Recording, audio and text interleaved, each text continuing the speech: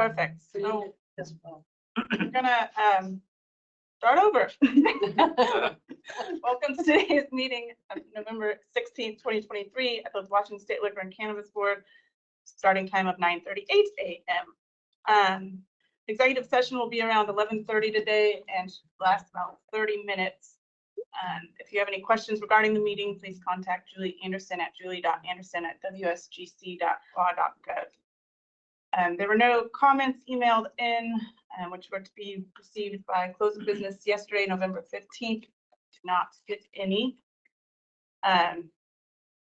All right, the telephone lines are muted. When I ask for public comment, raise your hand and staff will unmute your line, provide your comment, and then remute your phone.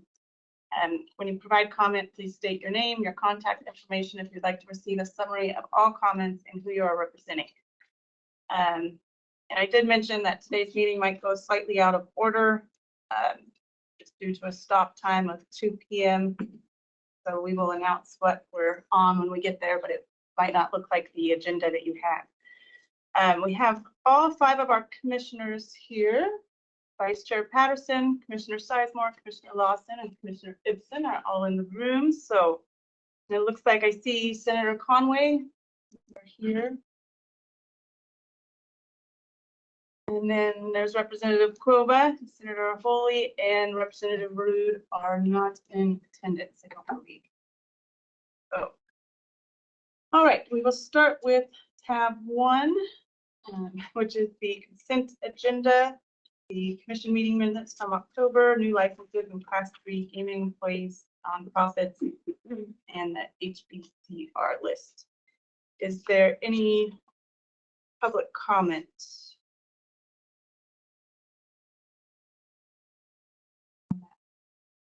Nope, not seeing any. Okay. Any commissioners? Move to adopt a consent agenda. Second. And moved and seconded. All those in favor say aye. Aye. Aye. All right, motion carried. The executive director Griffin is not here today. Emergency arise, but I would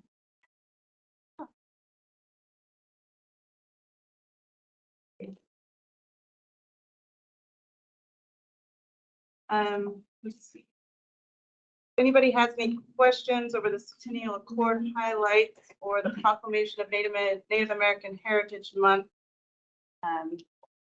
we can go over those. Director Griffin, Julie, Lise, and myself attended the Centennial Accord this year, which was always very interesting event to attend, and I think there's a lot of good communication that occurs at that accord. I think Director Griffin had submitted what the Gambling Commission submitted for that, so if there's any questions about any of that, we're happy to help answer those. I'm also happy to announce that Gary Drumheller is the agency's new Deputy Director. He'll be responsible for the day-to-day operations of the agency, so congratulations to Gary. So if there aren't any questions or comments about the director's reports, anything, then we will move to tab 13, which is preparation for the 2024 legislative session. Like lead one. Good morning, Commissioners, ex officios. Just a brief update on the legislative session for 2024. As you know, we don't have any agency request legislation planned, but we did want to make you aware of something that might come up in January. I refer particularly to our modernization program, which we call the Polaris program.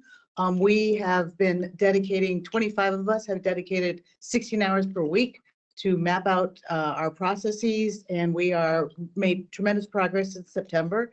We are ready to issue a request for information, but at the same time, we are worried that the numbers that we get in from that request for information may exceed the money that we have set aside, and that there's a possibility that we might need to come to you to ask you to allow us to pursue a budget proviso.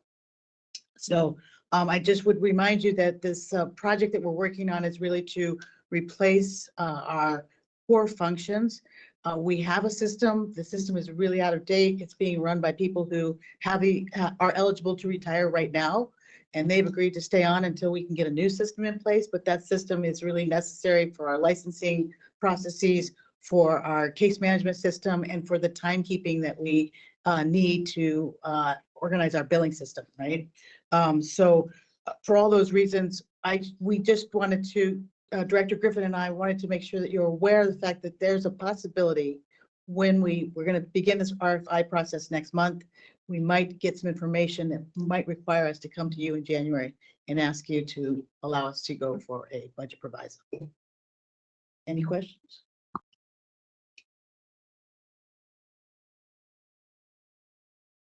So I guess I just have one. Do we need to grant you any authority at this meeting to proceed?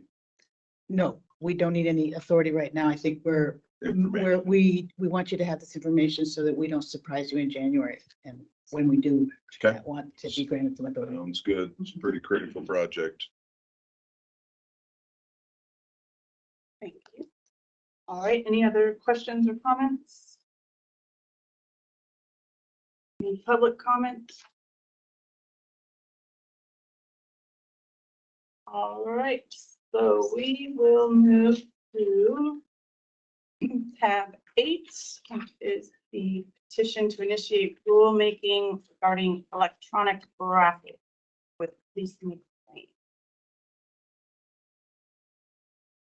Tab 8 is a petition that we received in October from the nonprofit organizations affiliated with the major sports teams.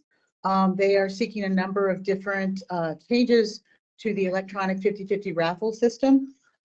These changes relate to the use of an internal random selection, the possibility for early sales prior to entry to the sports venue, to the possibility to offer prize variations, such as, for instance, to not only offer the big prize, but also offer like a signed jersey or tickets to a concert, and then some ticket price variations, for instance, to offer some early bird pricing or the like.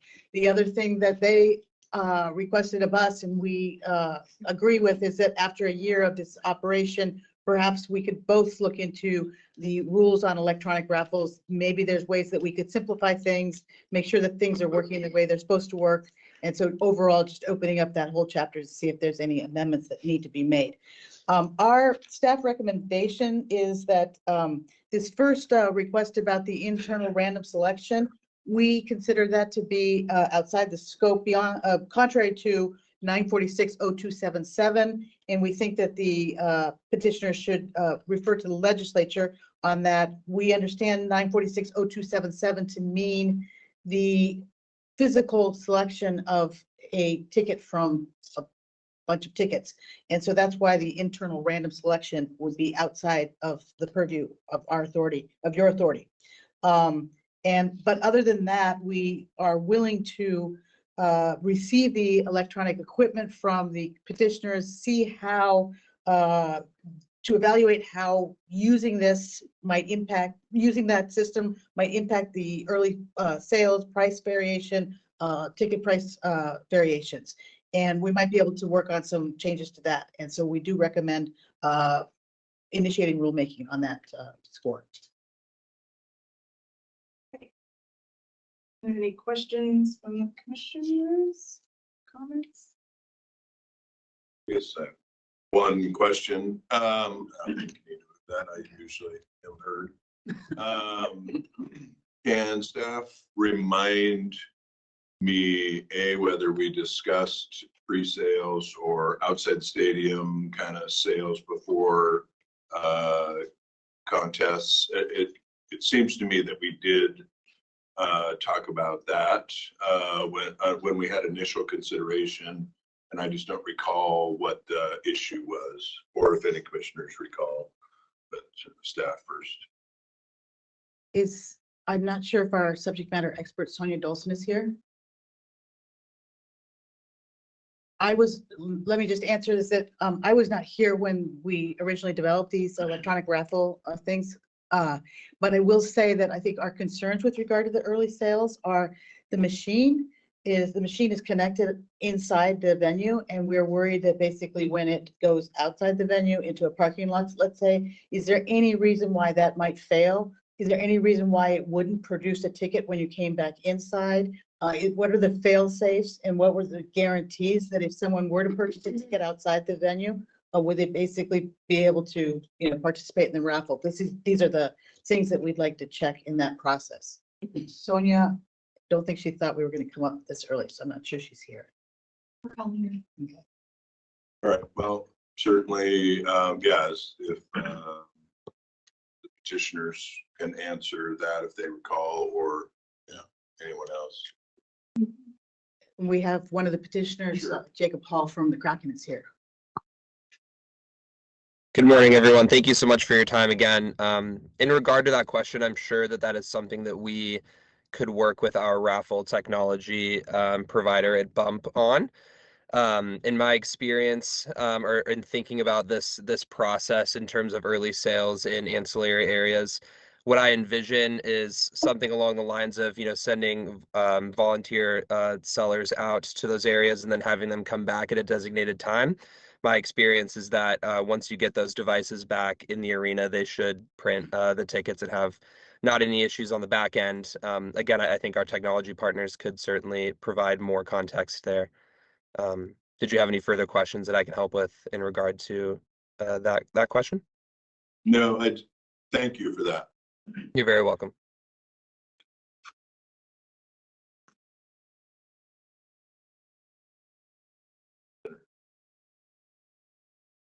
Okay, Sonia's Sarah, on her way. Yeah, I have a question about early sales here. You have to be at the stadium to participate in the sale, right? This is not an idea that you could sit at home, watch the game and participate. I mean, this is early sales is, I presume is only for people who are attending the game physically, right? I guess that's a question for Jacob Hall. Yeah, absolutely. It's kind of in the middle of both of those things that you mentioned. If you're sitting at home, no, you would not be able to participate. I think that this rule kind of stipulates what I envision would be designated ancillary areas. So, for example, I envision on the concourses of Climate, or not on the concourses, the plaza of Climate Pledge Arena, right? The example I've been using is that we had for our playoff run last season, activation set up outside on the plaza that maybe we could send a volunteer out there to sell some tickets before the doors open to the arena, for example. And certainly we can work through the specifics of that. But no, to answer your question specifically, if you were sitting on your couch at home, you would not be able to participate. I just, I remind everyone that once we start changing the raffle law, that impacts everyone doing raffles. And it's not like we can do this in one place and not impact how other people are conducting raffles as well. My concern is that the 50-50 was always on site, and you were basically playing, had a ticket to the game. And so I just hope that we kind of look into that issue of early sales to make sure we're not. And if you want to change the raffle law here, then maybe we should address that in the legislature. Thank you. Representative Kova? Thank you, Madam Chair. Just to further clarify, are you envisioning that these would be only ticketed customers who are just, happen to be milling about outside of the stadium before they can get into whatever the venue is where the sporting event is taking place?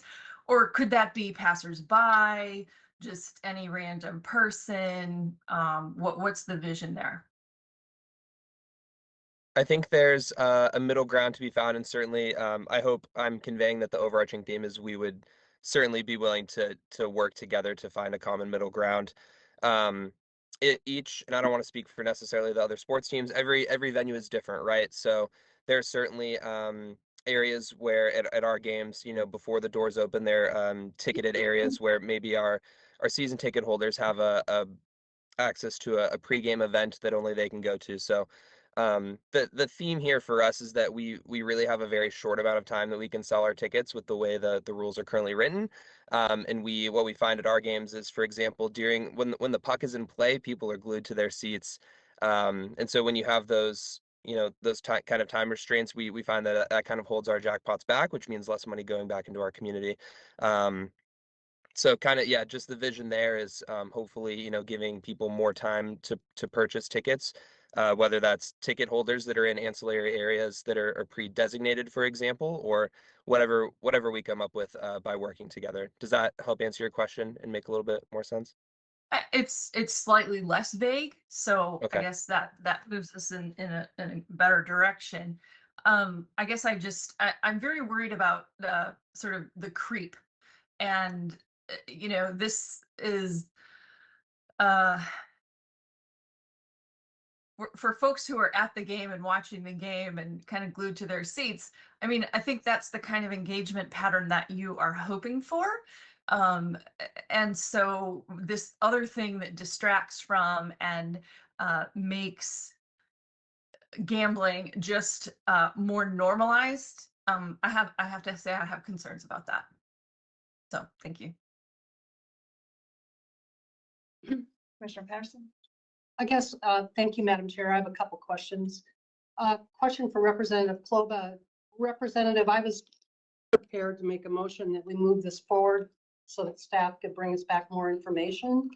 And I'm assuming that you're supportive of us at least continuing to explore this, even though you have many unanswered questions about it. Well, I appreciate you checking in, and you certainly don't need my permission. Having a conversation would allow more of the pro and con to be vocalized, so I'm not against that. And I appreciate you asking my opinion on that. Thank you. So, Madam Chair, it sounds like staff is suggesting that a part of this request be denied. And that is, right now, prizes are based on the physical drawing of tickets. And that is defined, or it's articulated in the RCW. The RCW says that specifically. And this would change that. And staff is suggesting that that needs a legislative change in order for it to happen, that if we adopted or if we went forward with that, it would be contrary to the RCW. Is that correct? That's correct. Okay. So it sounds like we need two motions today if we want to move the rest of it forward. I think so, but I think we need to do public comments. Yeah. Presentation by the Yeah. petitioner. Are any of the, or did you have another question? No, just clarification there. Okay, did any of the petitioners have anything else that they wanted to say, or?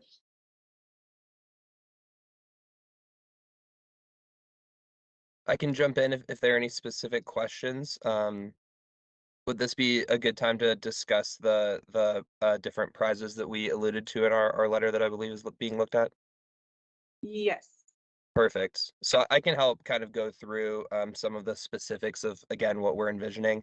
In terms of early prizes, as we've talked about, or additional prizes. So right now, the way the rules are written is that the prize has to be half of the jackpot. What we see in other jurisdictions is that they'll add additional prizes to that. So it might be merchandise, it might be an experience. We find that a lot of our participants or people that we're trying to get to participate maybe don't, because there's only one winner and they don't think that they're going to win. And so the idea here is to get more people to participate because there are additional prizes being offered. So for example, there are multiple ways to do it, but you know, we have our ticket bin where we do our manual drawing. Maybe at puck drop at 7 o'clock, we say, hey, we're going to draw a ticket for a team signed hockey stick, for example. We draw that ticket, we take a photo, we announce it, we put it on our website and say, hey, if you have ticket number XYZ, you won the team signed stick. We would put that back in the bin. They would technically still be eligible for the half of the jackpot prize. They would have to have incredibly good luck to win it, but they certainly would still be eligible. We would proceed to, before the end of the game, draw that winning ticket for half of the jackpot, and announce it as usual. You can go any number of directions with that. You could do that. You could do, at the end of the game, draw 2 tickets. Just the idea there is to get more people excited and participating because they have a chance to win something other than half of the jackpot. I guess I'll stop there. Are there any questions based on that? Looks like Senator Conway might have a question. Yeah, the tickets are dollar tickets. Is that right? Or am I assuming they're more than that? They're more than that. We sell our tickets at multiple price points, so I can run through those quickly if you would like. They are 1 ticket for $10, 10 tickets for $20, 50 tickets for $50, or 200 tickets for $100. So depending on how much you spend, you can get more chances to win. And can you give me an idea of what your how many tickets you've been selling at these games? Absolutely. It varies. Excuse me. On Monday night, this is a broad generalization, I guess I'd say. We had around 20,000 to 30,000 tickets in our bin. Depending on our more popular nights, which are usually Friday and Saturday nights, we can have 80,000 to 100 tickets in there. So it's a lot. Your odds vary based on how many tickets are sold on any given night. Right. So in terms of the contributions you're making, what is the, is it $20,000? What is the? Right. Our jackpots right now, they vary. I would say they average between $20,000 and $30,000. Again, on any given night, it can, if it's a specialty theme night, if fans are just feeling excited.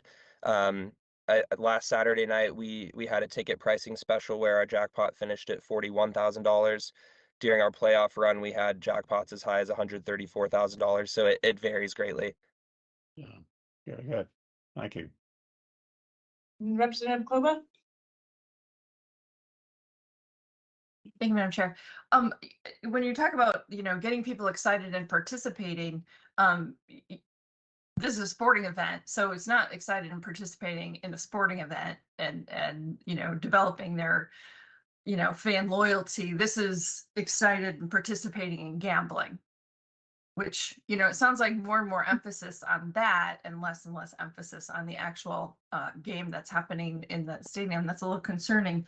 Do you, kind of following along Senator Conway's comment, it would be very helpful, I think, in the furtherance of the discussion in the future, if you can, and this goes for all of the teams, I think, who are advocating for this, if you can show us your financials in terms of what are your revenue sources for your charitable operations, how much of that money is coming directly out of the pockets of your fans, how much of it is coming from the corporate side of things, that would be very helpful.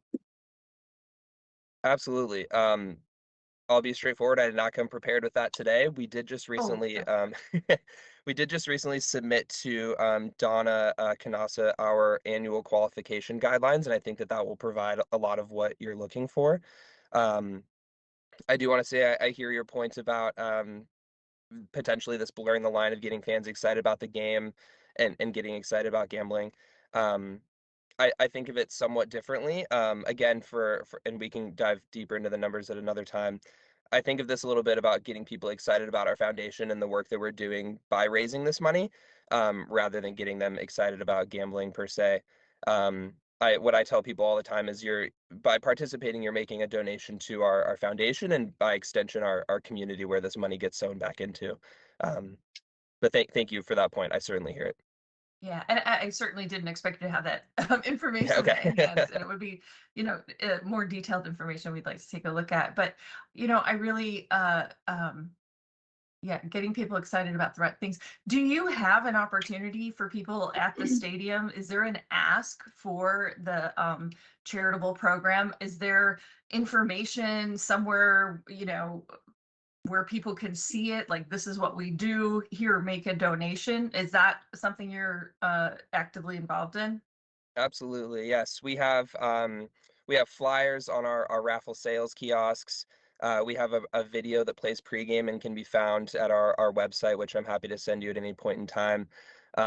This year we introduced banners kind of introducing our specific foundation's 3 pillars and where that money goes to. There are plenty of resources. Yes, we're always trying to make sure people know that this is an opportunity to support our foundation.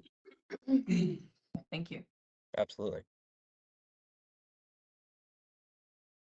Okay, is there any other questions or comments from the commissioners? All right. Did you have anything else, Jacob, or? I can talk quickly about, I believe there was another point in that letter about the ticket pricing variations. And just kind of there's a rule in there. I won't recite the WAC. I believe that it is. We're required to have a 1 ticket price point right now, which is the we have a 1 ticket for $10 option. So that I believe the way the rule reads is you can't require someone to purchase more than 1 ticket. We kind of find that rule is holding us back a little bit in terms of being able to increase those jackpots and give people more opportunities to buy more tickets and get better value on their dollar. I can provide the stats to back this up at a later point in time. We find that maybe 20 to 30 people a game are purchasing that 1 for $10 price point that we offer. So really we would just appreciate, and I'm speaking in broad terms here, additional flexibility for being able to adjust our ticket price points moving forward. And if there are any questions on that, I'm happy to answer. Okay, thank you. Any questions? Anybody? Any questions? All right, not seeing any questions. Is there anything else? Sure. I'm gonna pick that at the end after, make sure Jacob's done. You're good? Okay, is there any other public comment from anybody? I believe Alicia Fosberg just signed in and she had wanted to testify as well virtually. Okay, Alicia Fosberg, are you here? Or Ashley, I'm sorry. Or I guess Ashley, I'm sorry.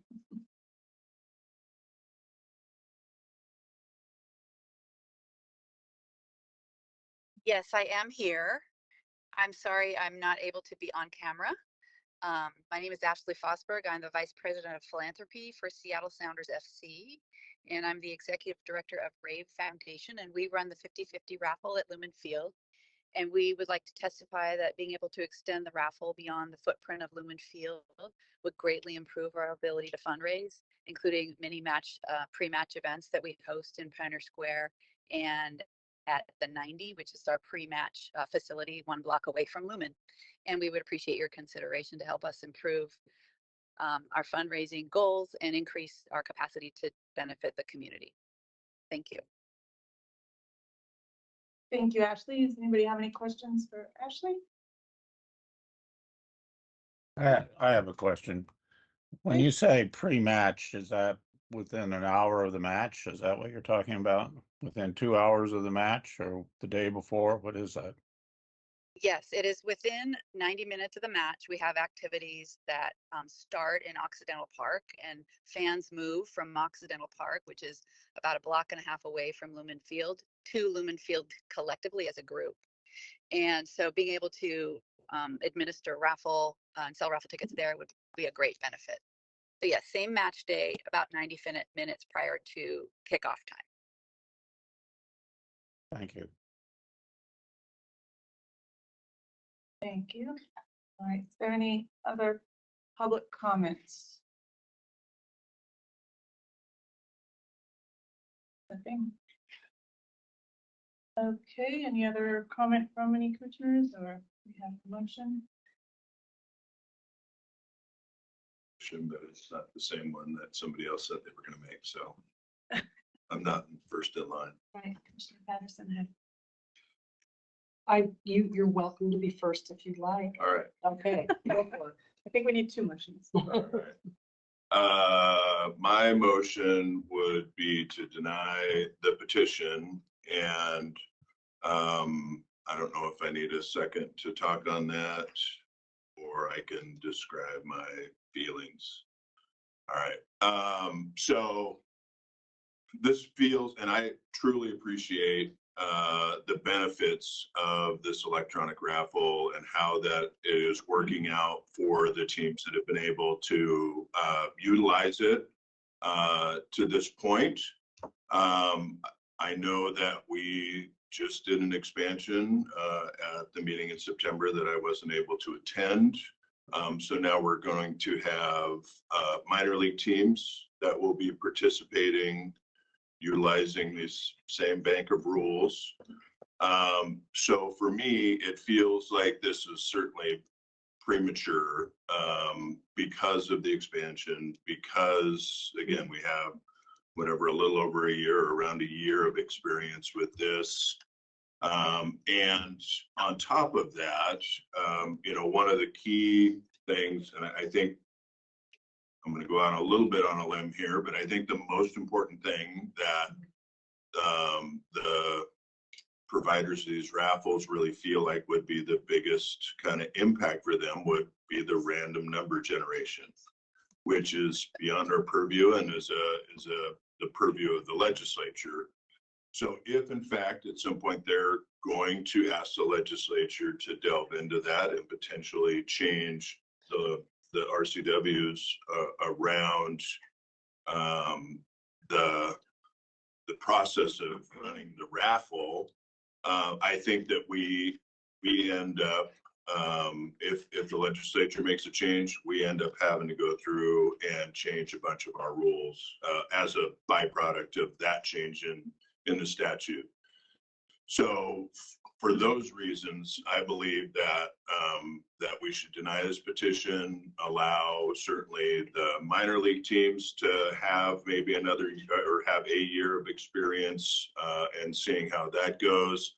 And you know, I'm a big fan of Seattle Thunderbird hockey, but I don't know that I necessarily want people scouring Kent Commons, you know, an hour and a half before the game outside the restaurants trying to sell raffle tickets. So, so I would propose that we deny the petition. I'll second Commissioner Sizemore's motion. Okay, I see you want to deny the petition in whole, the entire Yes. thing. Okay. So I'll have to speak in opposition. You knew that was coming. I think that we have a process in place where we can answer many of these questions. We have ample opportunity to see if there's a way that we can design a rule that meets your needs, Commissioner. And I think, in my opinion, it's too early to deny that. We should allow it to move forward to see if many of these excellent questions can be answered, and if we can work out, like I said, if we can work out something with those who are requesting this. And like I said, we have ample opportunity to vote this down or to not move forward over the course of the next 3 months. Is that right? Be about 3 more months.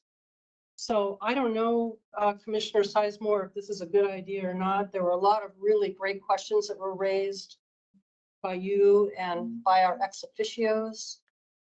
They need to be answered. I'm really curious to see the extent to which those questions can be answered.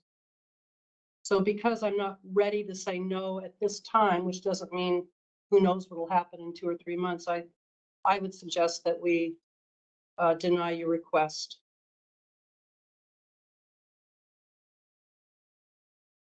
I would agree with that. I think we still have a lot of time to move it forward and get answers to some of the questions and see where we are at a later date. I do think it's a bit too early at this time to deny it as in whole. Are there any other comments or commissioners? If I can maybe close out debate. So we heard on the just prior topic before us dealing with the potential request for a proviso related to our kind of modernization project. And, you know, and I think I was aware of this maybe 6 weeks ago. Essentially, a quarter of our staff are dedicating 40% of their work week. And that's assuming they actually only work 40 hours. I'm pretty sure most of them work way more than that. So a high percentage of the focus concentration of the agency is really about dealing with this legacy system that we have that is truly, you know, at risk of a catastrophic failure at any time. So taking our eye off of that, or taking our staff's eye off of that, I think is not what we should be doing. And yeah, I just think that we are way premature. I think that if we were to go down this path, we end up utilizing a bunch of staff time.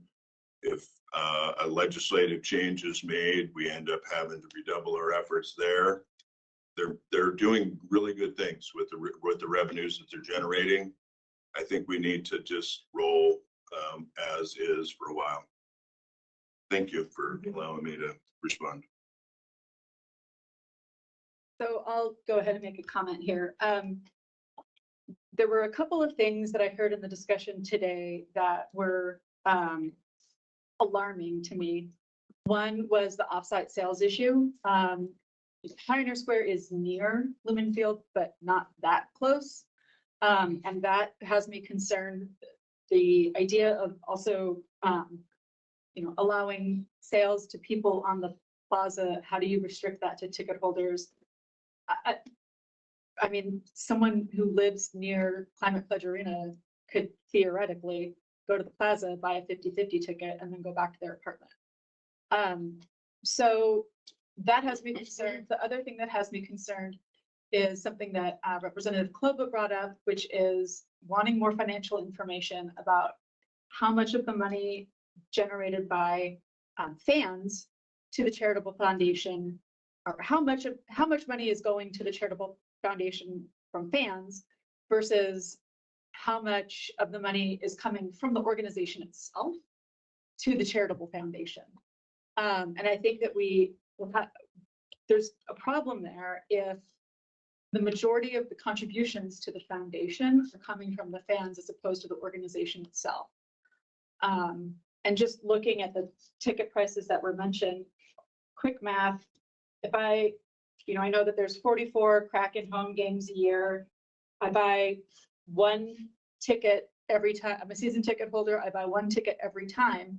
That's $10. That's a $440 contribution to the foundation. And if I was doing my taxes later, the tax lawyer in me says, well, I would need a receipt for that so that I could claim it on my taxes. Whereas I could just go ahead and on my own donate $440 to the Kraken Foundation without having to buy a 50/50 ticket. So I think that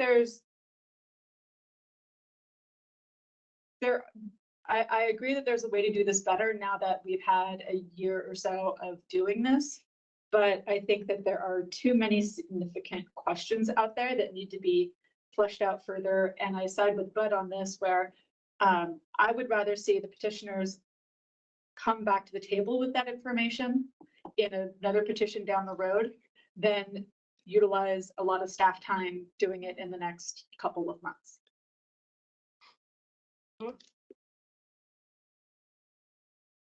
Okay, Mr. Parson. Right. Very much respect your concerns, and especially for staff time, but thank you for that. To the other concerns that were brought up, I have to just remind you that the purpose of rulemaking is the reason why it's structured the way it is, the reason why we allow for so much time over a number of months to address this request is so that we can address those concerns, so that we can answer those questions, so that we can come back to the table with the petitioner and see if we can be made to feel comfortable with what it is that they're asking for. That's what the rulemaking process is about. is in order for us to answer those questions. So I also have concerns at this point, but I don't want to shut down the entire process. What I want to do is get those questions answered. So if we don't go through the rulemaking process, we can't officially answer those questions with the help of our agency. So I don't accept that the fact that we have unanswered questions at this very early stage in the process is a legitimate reason to deny this petition. I do think that Commissioner Sizemore has a good point. And I think that, maybe if we move it forward, we can get a better feeling for how much staff time actually would have to be utilized to address this particular request. If it is unreasonable, I'm certainly willing to reconsider at some future point the timing on how it is that we move forward. So having said that, again, I really want to reiterate that we're at the very beginning of this process. Just allow a few of these basic questions to be answered, and we have ample time to decide that this is not a direction that we want to go in.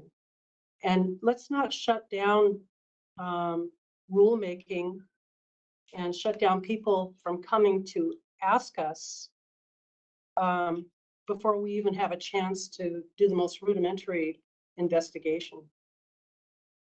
Thank you, Madam Chair. Thank you. Yeah, I agree. And I do think, the petitioners might also be able to come back and answer some of these questions as well. Well, of course, I appreciate our staff and their time, and I understand that. I just can't take that as a reason to turn down anything ever. That to me just isn't fair to the petitioners, to the people that, we work for realistically. I just don't think that's a good reason to give. But we do have a motion on the table that's been seconded. So yes, we will take a vote. So your motion was to deny the petition in whole, correct? That's what was moved and seconded. Okay. All those in favor say aye. Aye. All those opposed say nay. Nay. Nay. All right, motion passes 3-2. All right. So we will go to tab 2, which is the proposed tribal gaming compact amendment hearing.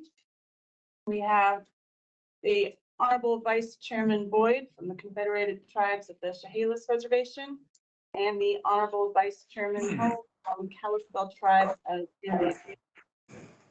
Here we go first. Yeah.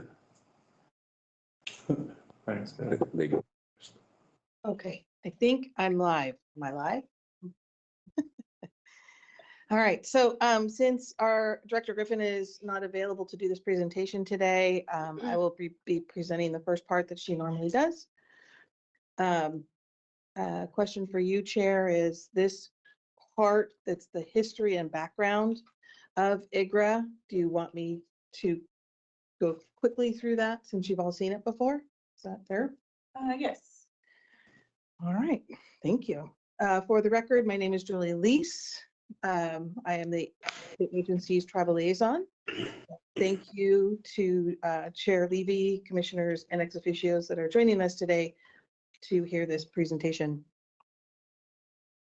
You all see our commissioners are at the table. And those are ex officios. Our ex officios are a very important role in compact amendments. This is, they will be able to vote on whether to move these amendments forward to the governor or whether to the to Tina for further negotiations. We have there we go. These are the types of topics that we can negotiate. And today, what we're primarily talking about is the casino style gaming. Here's the purpose of IGRA. and we must negotiate, the state must negotiate in good faith. Our mission of ensuring the public by, or protecting the public by ensuring gambling is legal and honest. This concept is also in the preamble of all of the compacts. So here is our public interest that I would say that the tribes and our agency share, as far as making sure there's no criminal involvement, that gaming is conducted fairly and honestly, that gaming is limited to authorized activities, minimize impacts on local jurisdictions. Just as a reminder, this is the process that we go through for compact negotiations. And where we are today is in this commission holds the public hearing and then votes on where the amendments will go. And with that, I would like to introduce Vice Chair Leroy Boyd and Lead Counsel Harry Chesney to go ahead and present on the Chehalis Tribe's behalf. Me too. Good morning, Chairman and members of the Gambling Commission. For the record, my name is Leroy Boyd. I am the Vice Chairman of the Confederate Tribes of the Chehalis Reservation, also known as the Chehalis Tribe. The Chairman, Dustin Clatuch, sends his regards, but he was unable to make this meeting, and so I will be presenting for the tribe. For nearly 3 decades, the Chehalis Tribe and the Lucky Eagle Casino have provided a destination for people to enjoy gaming in the Southwest Washington. We have worked throughout the time with the Washington State Gambling Commission to ensure the gaming on the Chehalis Reservation is fair, fun, safe, and well-regulated. Over the years, the guest experience has moved from only table games to include video lottery terminals and recently sports betting. At every step, the Chehalis Tribe and Washington State Gambling Commission have worked together on a government-to-government basis, ensuring a smooth transition from one step to the next. We have worked together to make gambling operations fair, safe for the guests at the Lucky Casino and also for the Chehalis people. Tribal gaming has brought a prosperity to the Chehalis Reservation, allowing our tribal government to provide essential government services to its members, including education, healthcare, policing, elder services, and housing, just to name a few examples.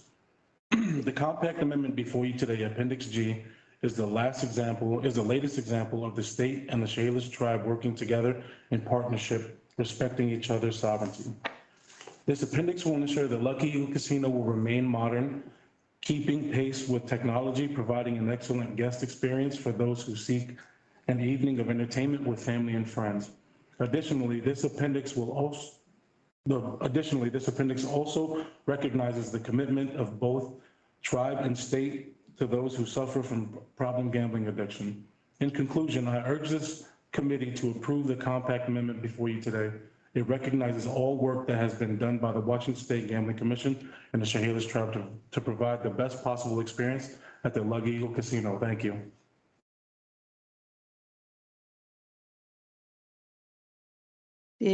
Does the commissioners have any questions for Vice Chair Boyd?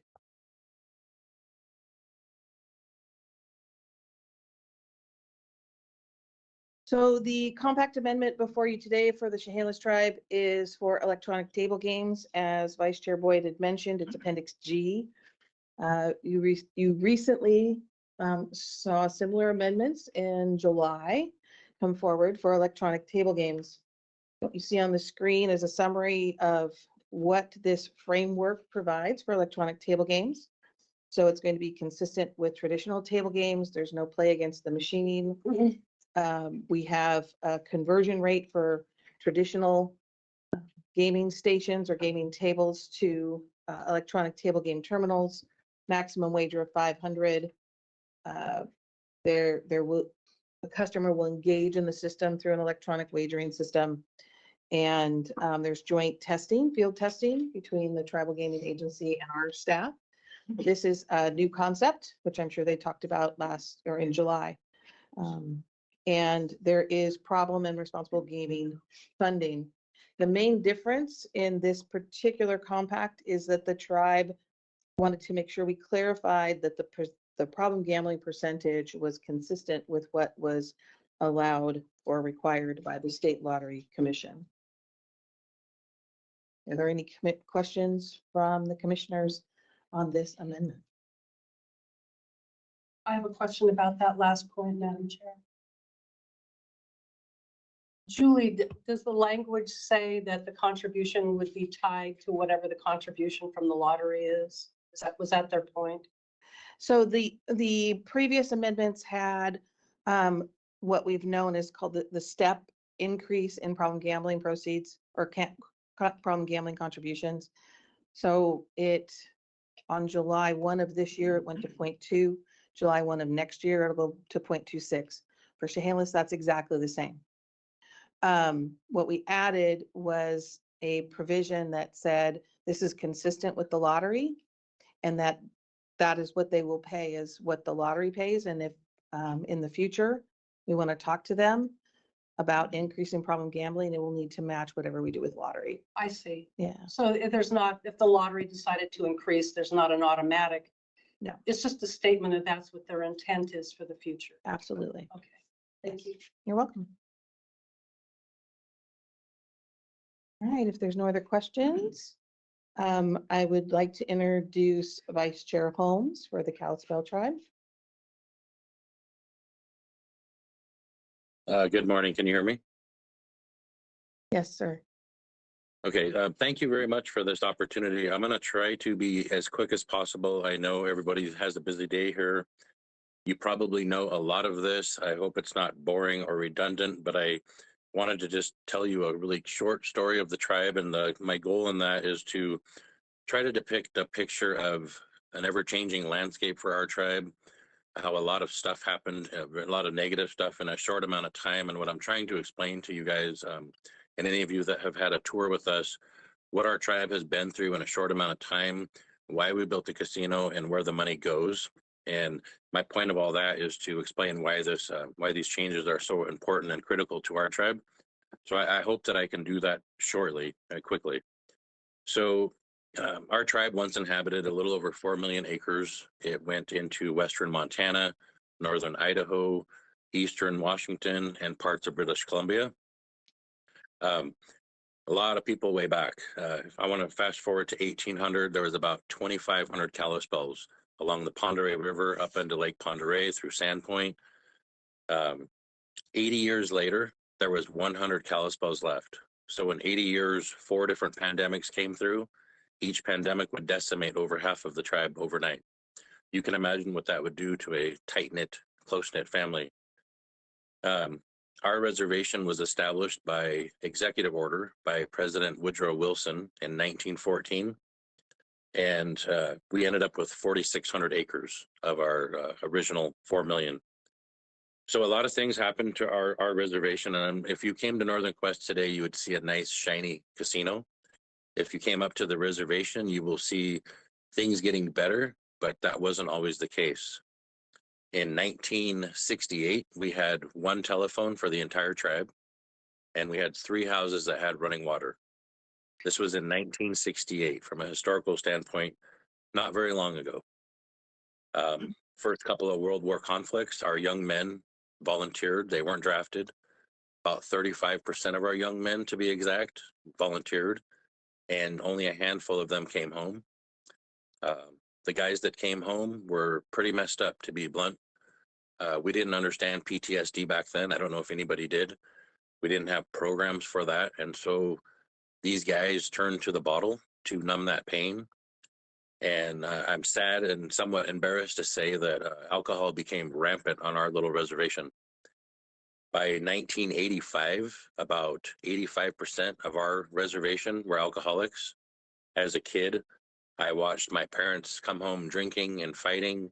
If you were at a birthday party, if you were at a Christmas party, a funeral, everybody was drinking. And that's what we saw growing up. In 1985, our chairman decided that he was going to quit drinking. He was the leader of our tribe and felt like he was leading us down the wrong road. So he decided to quit drinking. At first, he was kind of ostracized by the community. You know, people, oh, you think you're better than everybody? You think you're too good? But people started to see changes in his life. They saw him out in his yard playing ball with his boys. They saw him mowing his yard and doing those little things. My mother decided that she was going to quit drinking. His wife decided she was going to quit drinking, and this wildfire started on our reservation. Everybody wanted to be sober. One of the things we discovered was that the European model of treatment wasn't necessarily what worked for us. We have a more holistic approach to treatment. We feel like the whole family needs to go to counseling and get help because they had learned how to function around that dysfunction. So we came up with this concept that we call the Camus Institute, the Camus Path. And it's a facility, it's programs, it's wraparound programs, it's behavioral health, it's Head Start, it's mental health, it's after school tutoring, it's our language being revitalized, all these different things. And I wanted to share that with you because any of you that have had a chance to get a tour with us, you know that we're doing that stuff. You see it, I hope. We're making progress. Today, I would tell you we're at about 5% alcoholism on our reservation. We have a tribal member who is the general manager of our casino. Tribal member is the executive director of our TGA. Tribal member is the director of our public safety and police. So we're making progress. Our members have hope finally. They have dreams. And so I just wanted to let you know, we've lost a lot of land. We've lost a lot of people. 2007 was the first year that we had safe drinking water on our reservation. All of these things are directly responsible because of the casino. We don't have a tax base, so the casino is our funding mechanism to send our members to school, to send them to treatment. And Vice Chair Patterson, I did want to share something with you that I thought you might like. We got to talk about this a few years back. We talked about problem gambling and the lack of services in our state. You've kind of got to see what we're doing, and I was happy to announce to you we are opening an opioid clinic January, February of this year. We've already built the building. Right behind that, we have a 35 bed inpatient treatment center that we are working on right now. And we're looking at adding problem gambling as a modality in that because our experts are telling us addiction is addiction is addiction. A lot of people will stop drinking and start gambling as a replacement, or they'll stop gambling and they'll pick up a different addiction. So I thought you might enjoy to hear that part. We're moving forward with the prevention program, and I think we'll finally have all of these services that will be wraparound services. So I just wanted to paint that picture and explain to you guys why these amendments are so important to us. Our tribal members, when I first got on council in 1992, we had 200 tribal members. Today, we have 497 enrolled members. We had 13 tribal elders left on our little region. Today, we have 68. So that's a good problem to have, but it's a problem nonetheless. Our tribe is growing. Their needs are growing. It's up to us to provide housing, all the infrastructure for that, police and fire protection for all of that stuff, the land to put it on. And we can't do that without gaming. So I appreciate your time and the opportunity to talk today. And I hope you will consider granting these. Thank you very much. Thank you. Yes, thank you, Vice Chair Holmes. Are there any questions from the commission for Vice Chair Holmes? I just had one question of, just curious, like whereabout is the opioid clinic and that stuff being built at? So it's going to be a day clinic.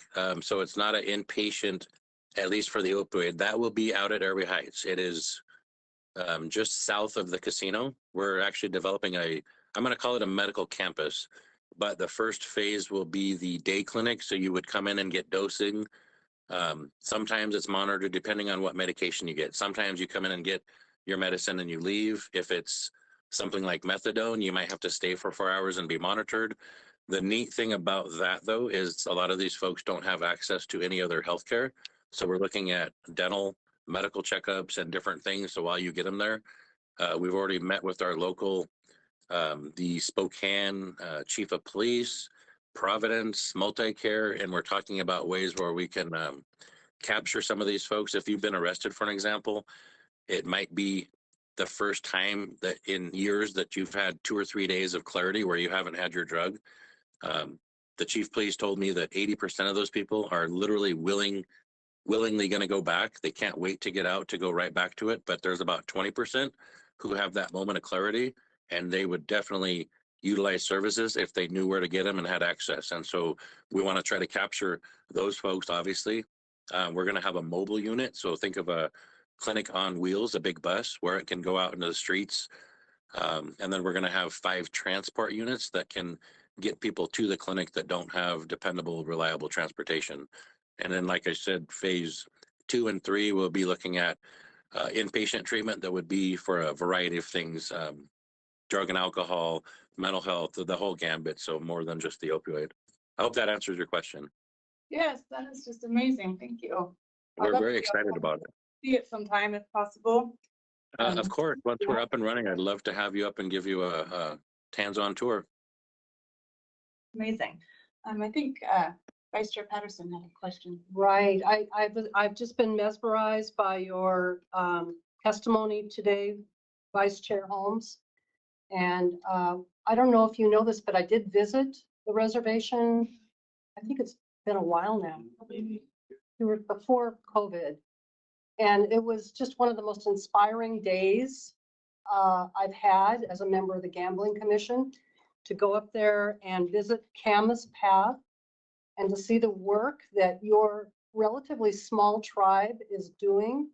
And your success story is so heartwarming. It just makes me a champion for what it is that Kalispell is doing.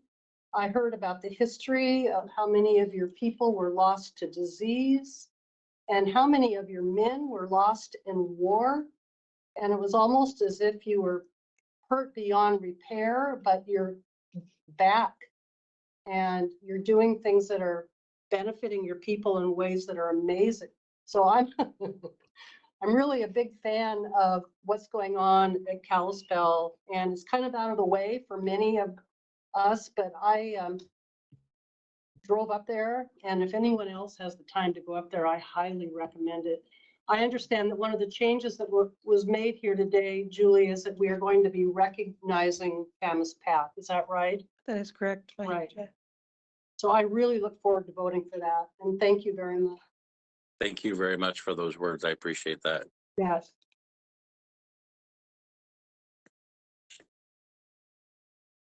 So we have 2 appendices to discuss today related to the Kalispell tribe.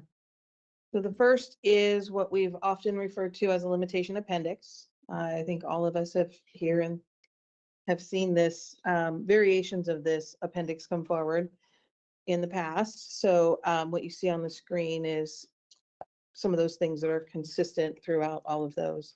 There's a couple of differences with Kalispell's limitation appendix, or what they're calling Appendix E. The tribe, this is a new concept. So the tribe can increase their operating ceiling from 3,000 by 500 terminals after operating for 6 months at their operating ceiling. So what that means is that they're operating 3,000 player terminals for the tribal lottery system for 6 months. They have the option of increasing by 500 terminals. And then after 6 months of operating at the top, that new operating ceiling of 3,500, they could add another 500 player terminals after the 6 months for a total operating ceiling of 4,000. When they have these increases, the tribe would need to acquire allocations from other tribes to be able to operate those additional 500. So that's the first change. The second change, as Vice Chair Patterson had mentioned, is making sure in the problem gambling section that Camas Path is recognized as one of the organizations that can receive funding specifically. So with that, are there any questions about this appendix before I move to the next? I count to 4, and if I don't hear anything, I move on. All right, so what we have is the next one is for electronic table games. And in this particular one, it's very similar to what we've seen before for the electronic table games, or Appendix G. The difference here is for their problem gambling section to mirror the problem gambling section that's in Appendix E. So again, adding that recognition of Camas Path to Appendix G, and that's the difference. Any questions on that? Counting to 4. And so we're at public comment. What, as of today, what the commission ex officios will be doing is voting on whether to forward these two tribes compact amendments forward to the governor for review and final execution, or returning them to the director for further negotiations. One of the options for public comment is an email that we provide on our public website for folks to provide comments. I checked that email this morning and we have received none. And with that, public comment. I think what we'll do is get a vote for, or a motion for Chehalis first and do that. And then Julie, are you able to do the voting, call each name out so we can make sure we get. Or Does somebody. Julie need Julie or that Julie? Oh, I thought she left. I did not see you there. Are you able to do that? Why does A roll call Julie vote. at least do it since she has a microphone? Okay, perfect. So, but if we can get a motion first on Chehalis and then we'll do a motion on Kalispell next. Did you need to take public comment first? Oh, See if there's any sorry. public comment, I sorry. thought you did that. I have only part of it. All right. Is there any public comments?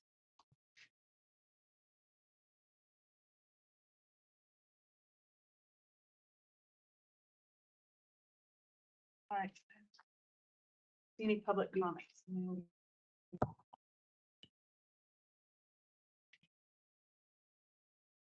You need a motion?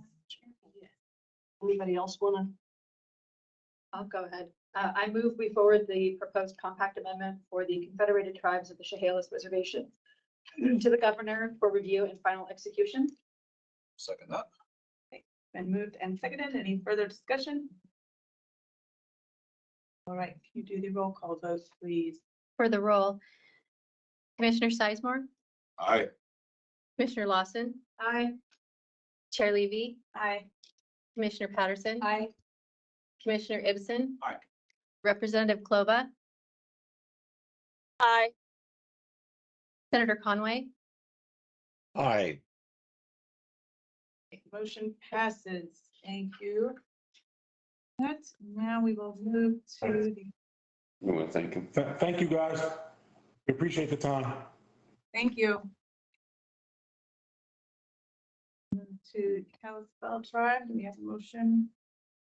Make that motion if you will. I move we forward the proposed compact amendment for the Kalispell Tribe of Indians to the governor for review and final execution.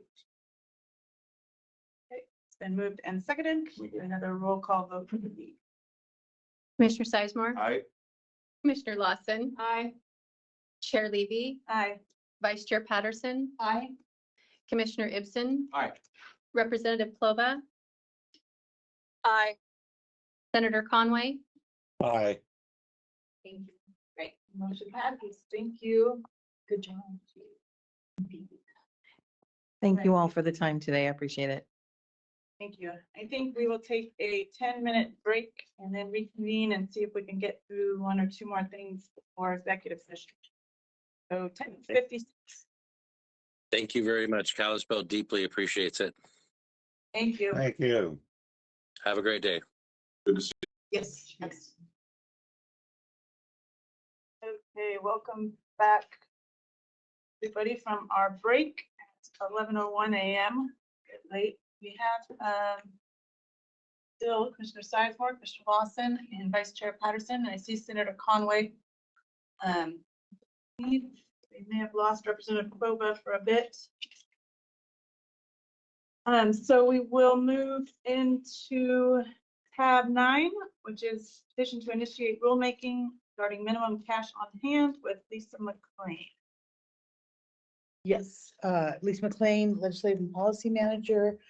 This is a petition we received in October from Dave Whistler on behalf of Mask Publishing from Lone Tree, Colorado. He is asking that we remove or relax the requirement for house bank card room licensees to carry an amount of cash on their premises that is equal to the full amount of the largest prize, excluding progressive jackpot, player supported jackpot, and house jackpot prizes. The petitioner has a proprietary game that is, offers a largest single prize of up to a million, even 5 million in some of his pay tables. And he deems it unreasonable and unnecessary and unsafe for house bank card rooms to keep such large amounts of cash on hand. We, as a rule, we have that you need to keep the largest single prize that's not progressive jackpot, that's not player supported, that's not house jackpot on hand, in addition to $1,000 for each house bank table on the gaming floor. And we have that rule in place for, as a player protection issue, to ensure that players are able to be paid out that which they win at the time that they win the prize. And we have actually had a couple of instances recently where business entities have not been able to pay out winners. And so from a regulatory perspective, we think that decreasing the minimum cash on hand requirements risk additional instances of card rooms not being able to pay out players. And we are recommending that you deny this petition in writing for that reason. And I know that the petitioner, Dave Whistler, I believe is here. Our expert, our subject matter expert, I don't believe is here. He had to go someplace, but our agent in charge for the regulation unit, Jim Nix, is here in the event that you have some questions of me or anybody else. Thank you. All right, so the petitioner is here. Yes. Yes. Okay, there's no name attached there, but Dave Whistler. It has T Whistler. Okay. Yes, I'm here. Can you hear me? Yes. Okay. Let me see.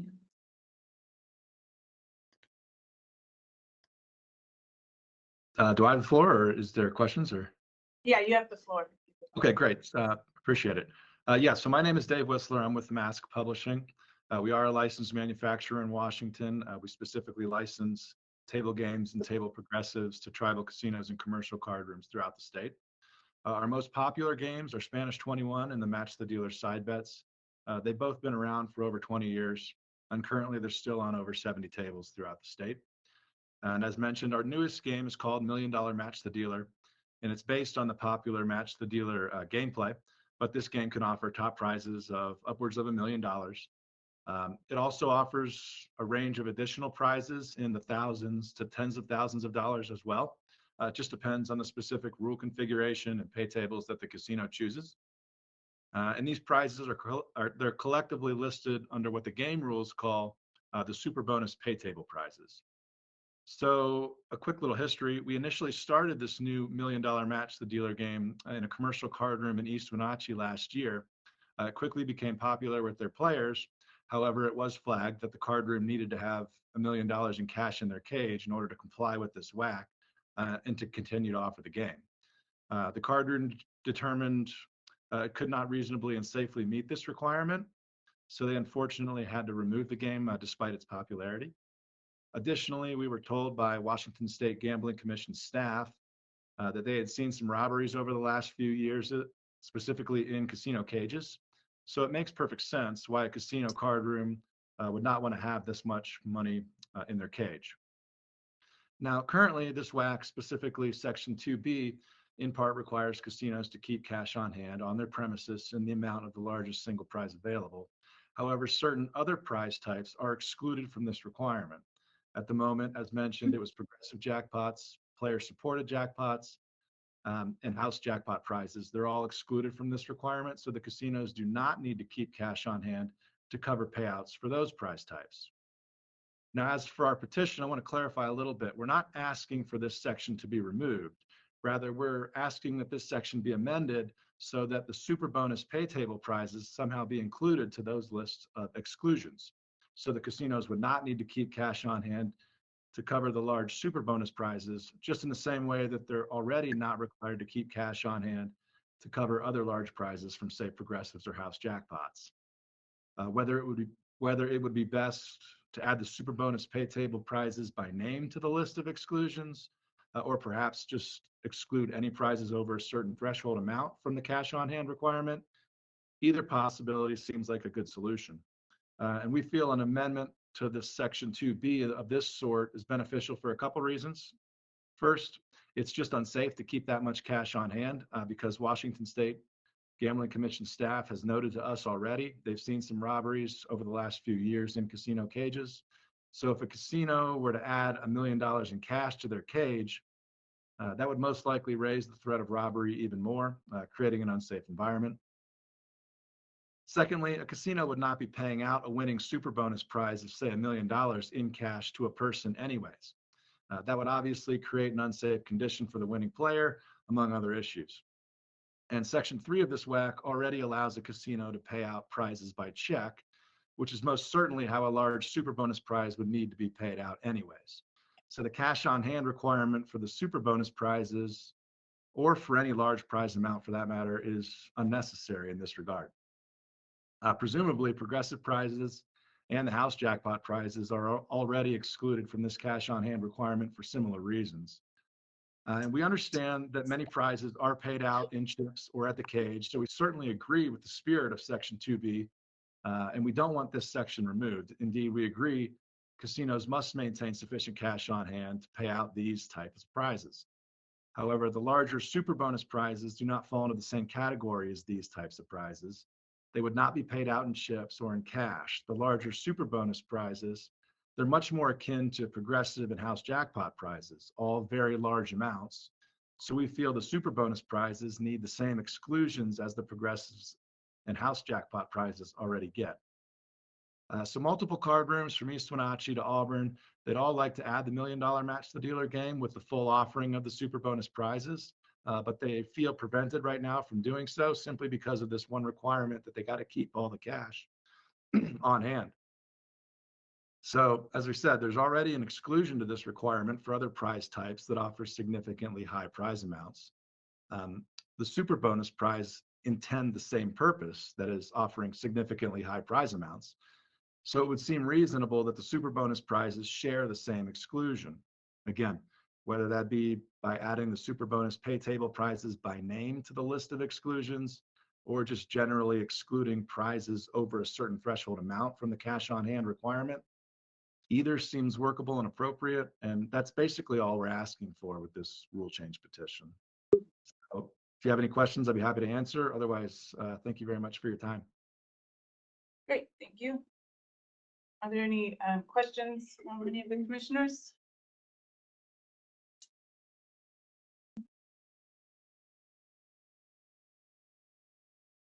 All right, is there any public comments?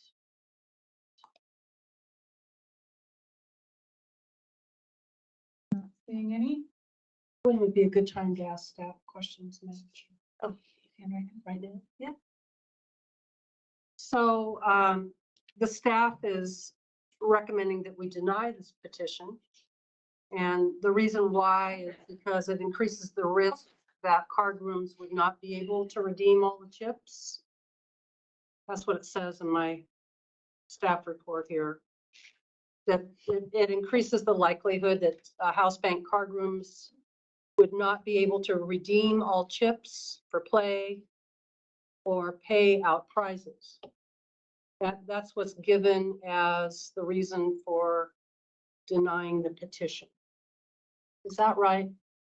Yeah, I would clarify and invite Jim Nix or our deputy director to add in if you'd like to.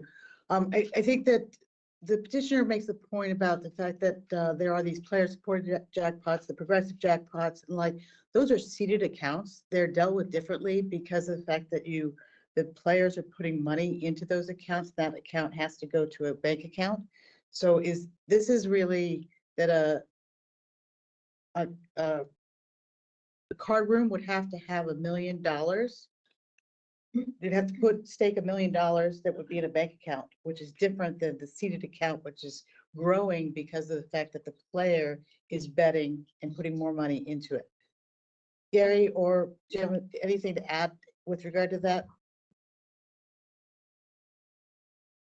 Gary, I'm trying to understand why, as the petitioner has suggested, we couldn't simply treat these super bonus prizes the same as we treat progressives and house jackpots, why they couldn't be treated with the same rules and create an exclusion just for them? Can you help me understand that?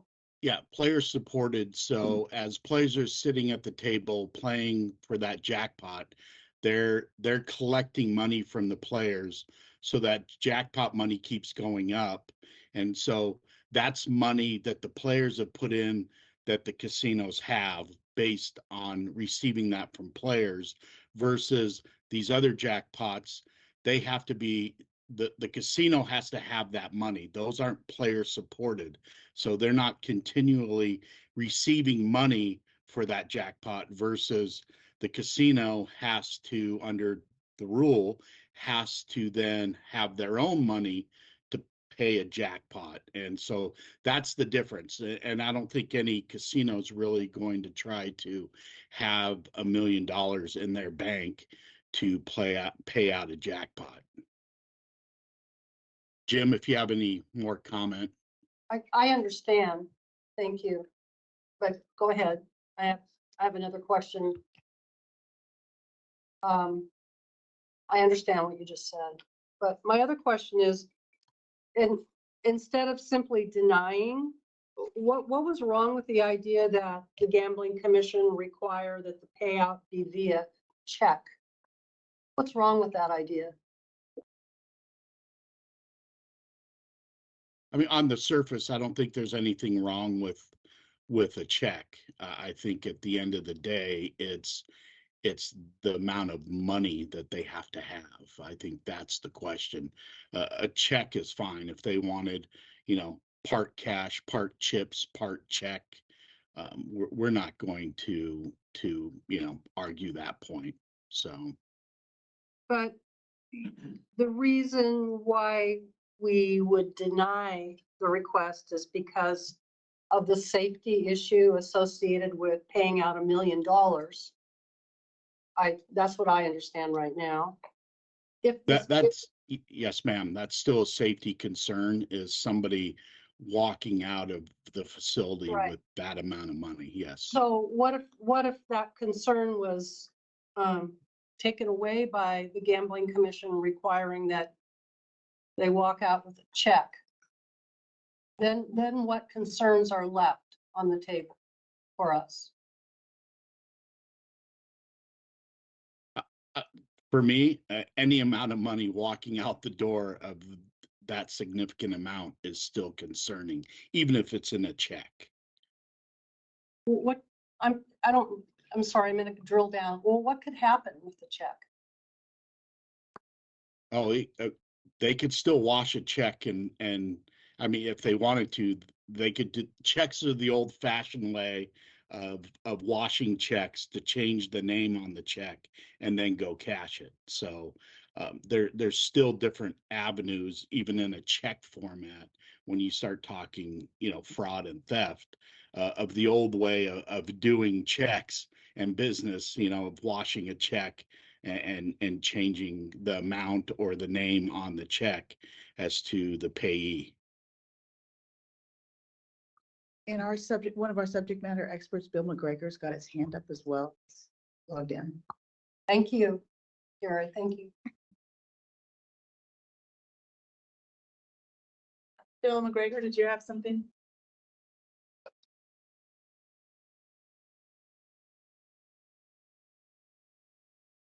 No? Okay, I see that the petitioner's hand is up again. Dave? Yeah, I would just like to clarify that the way we view the super bonus prizes is very similar, not so much to a progressive, but like a house jackpot, for example. House jackpots, in my understanding, they don't increment per wager, and they are funded by the casino themselves. So that's exactly how we view the super bonus prizes as well, just like a house jackpot. Can I ask one last question? So one last question: when somebody wins a progressive or a house jackpot, I'm not familiar with how these games are played, but do they walk out of the door with a bunch of money? There's a separate rule for those that basically says that you get paid out immediately $5,000, and then the rest has to be delivered by check within 24 hours. Well, again, what would be wrong, what would be dangerous or unsafe about applying that the check has to be delivered within 24 hours to these super bonus prizes? Was that, did staff consider that?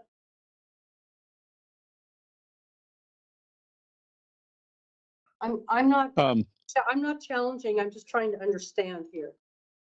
If we were just, for whatever reason, dead set on saying no here, or if there was some way to make this work that took away our safety and criminality concerns. If I may, Yes. this is Bill McGregor with Washington State Gambling Commission, Special Agent Supervisor in Spokane. Sorry, I was unable to unmute a minute ago. I think that your question's valid, Vice Chair.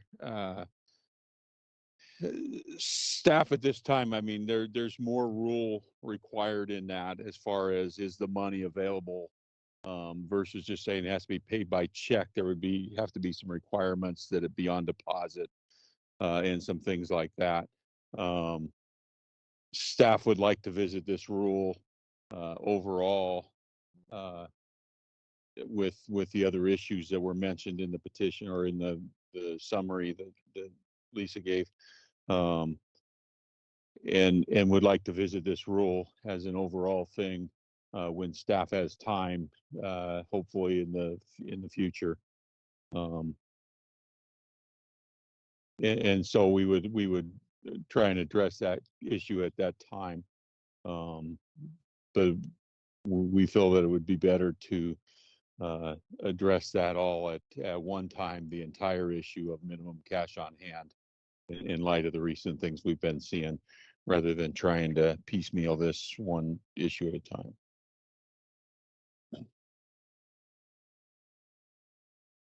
Okay, and Dave, I see your hand is up again. Yeah, I would just like to say that from our understanding that Section 4 of this same WAC already requires the casinos to have the sufficient funds, not necessarily on premises, but you have to be able to pay out all prizes, it says.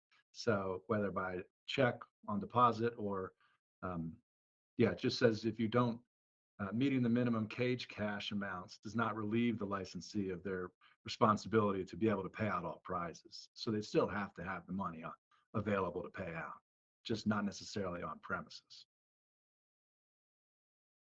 All right, thank you. I see another hand up, but Jim Nix. It's Jim. Jim Nix from AIC for Reg.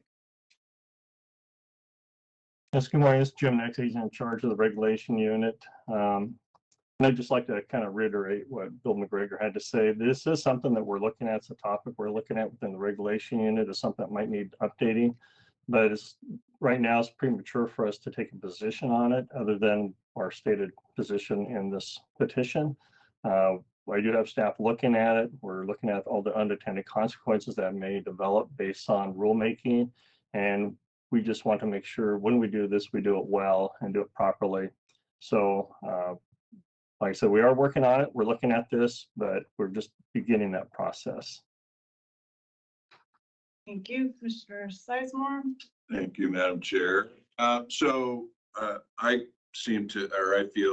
like the staff position is appropriate on this. One thing I kind of think about, I try to imagine, so we do a carve out for this proprietary game, or we call it out. So then, over the next 6 months, we get 5 different other proprietary type games that are similar, that have big old jackpot possibilities. That seems problematic to me. I'm trying to envision being invited to a social card game and having $1 million prize being one of the options that could occur. That doesn't feel very much like a social card game anymore. And when I look at the limits for, or the kind of the requirements for the house to have prizes available for those people that win them is that creates that kind of limiting factor of, hey, here's how big the jackpots can be. Here's how much somebody can win. And we're going to, use this rule as kind of a self-limiting factor so that it maintains its kind of social pastime, social card game kind of status. So I am supportive of staff's position. Thank you. Other questions or comments from the commissioners? Well, Madam Chair, if I could just, again, thanks, Bud. I mean, Commissioner Sizemore, I do appreciate your point of view. The thing is, though, that we already are allowing payouts that are massive in size. They occur right now. They occur with the progressives and with the house jackpots. So if they're not in the spirit of being the size of the game that you think is appropriate, then maybe we should readdress that. But I guess rulemaking is, the point of rulemaking is so that we can get it right. So wouldn't rulemaking be really beneficial to the state of Washington if we were able to develop a policy for a rule that put parameters and around how it is that we would pay out our big prizes? I mean, how would we do that safely? How do we do that in a way that doesn't put people at risk? It sounds like we don't have an overarching policy to address how to do that. And I think through the rulemaking process, we could figure that out. So again, it may be that ultimately in the end, we wouldn't support this request, but it doesn't, again, feel right to me to be denying their request so early before we figure out whether or not there's an elegant solution to determine how it is that we could pay out these big prizes in a way that would satisfy our law enforcement employees so that they would feel comfortable with it. And I think that this rulemaking process is the vehicle by which we can develop that. So again, this is just me. I hate to cut the rulemaking process off so early without at least taking one more jump to see if we could come up with that elegant solution. Thank you. Any other Yes, I would just, as my final comment is, I would prefer that the petitioner, well, let me go back a little bit. So staff sounds like they recognize that there's some work that could be done in this realm. If we initiate rulemaking, then we put our staff on clock. Now we're on a clock.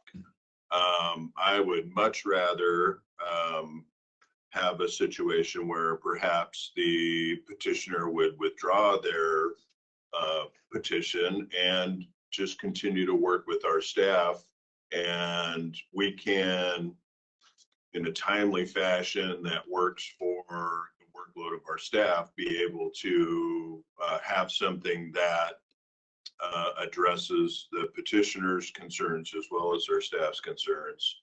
And, maybe that's 6 months, maybe it's a year.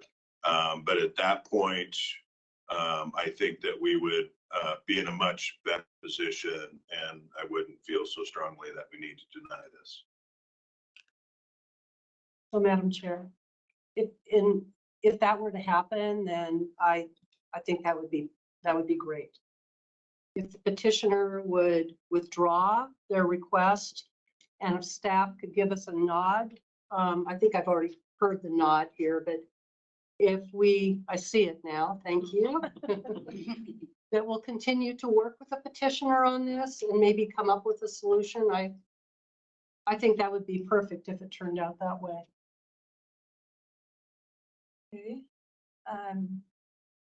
So Dave, I think you've heard from the commissioners. If you want us to continue to vote, you can do that, or you would like to withdraw.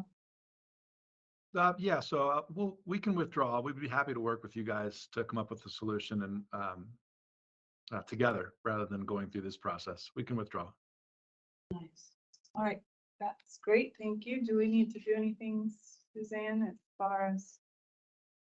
No, generally in the past, you've accepted a verbal withdrawal of a rules petition.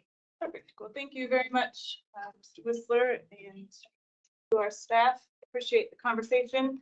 I think at this time, 11:28 a.m., we will move into executive session for approximately 30 minutes. So we'll return at noon.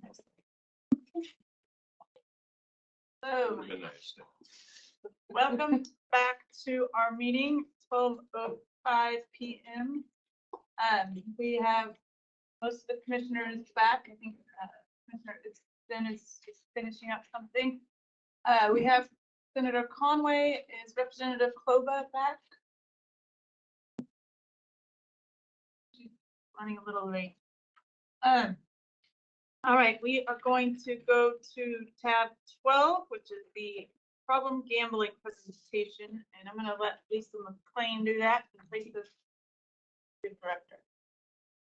Yes, this refers back to our October meeting where at the start of the meeting, we got a comment from the public, and we've included that in this packet. And that referred to what was going on at the National Council on Problem Gambling and at the national level in terms of federal legislation. We got a little bit more information that we put into this packet about that federal legislation and what the status of that is. And we put that there.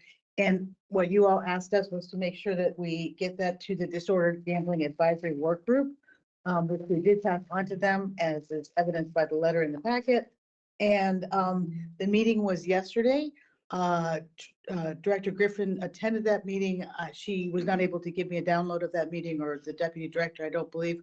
But also I know that Vice Chair Patterson, I believe, was at that meeting. So I don't know if there's anything that you want to report on. I was not there. I was not at the meeting in my capacity as a gambling commissioner. I'm not asking for per diem. I'm an interested citizen. So I think it would be best if the comments come from our executive director. Yeah. Gary. Gary Drumheller, Deputy Director. I did receive a few notes from Director Griffin to pass on that we did reach out to the National Council to get more information on the GRIT Act. There is proposed legislation going forward, and the act has not been introduced yet, but Senator Richard Blumenthal from Connecticut, it looks like he's going to introduce something in January of 24. As far as the amount of funding, that's unclear as to what Washington would receive at this point until obviously more information goes forward to the Senate, and they put something in progress. So the commissioners, you could vote to support the GRIT Act, in which in turn will allow us to write a letter in support of this legislation. Okay, we can vote to support that, or we can just stay silent. Is that kind of correct? Yes. answer thoughts on that? Do we have a summary of the GRIT Act? It's in your packet. Can't find it. It's basically about the fact that at the national level, there hasn't been any money assigned to problem gambling. It's about creating that a fund to that extent. And it's got some details in here. Just some.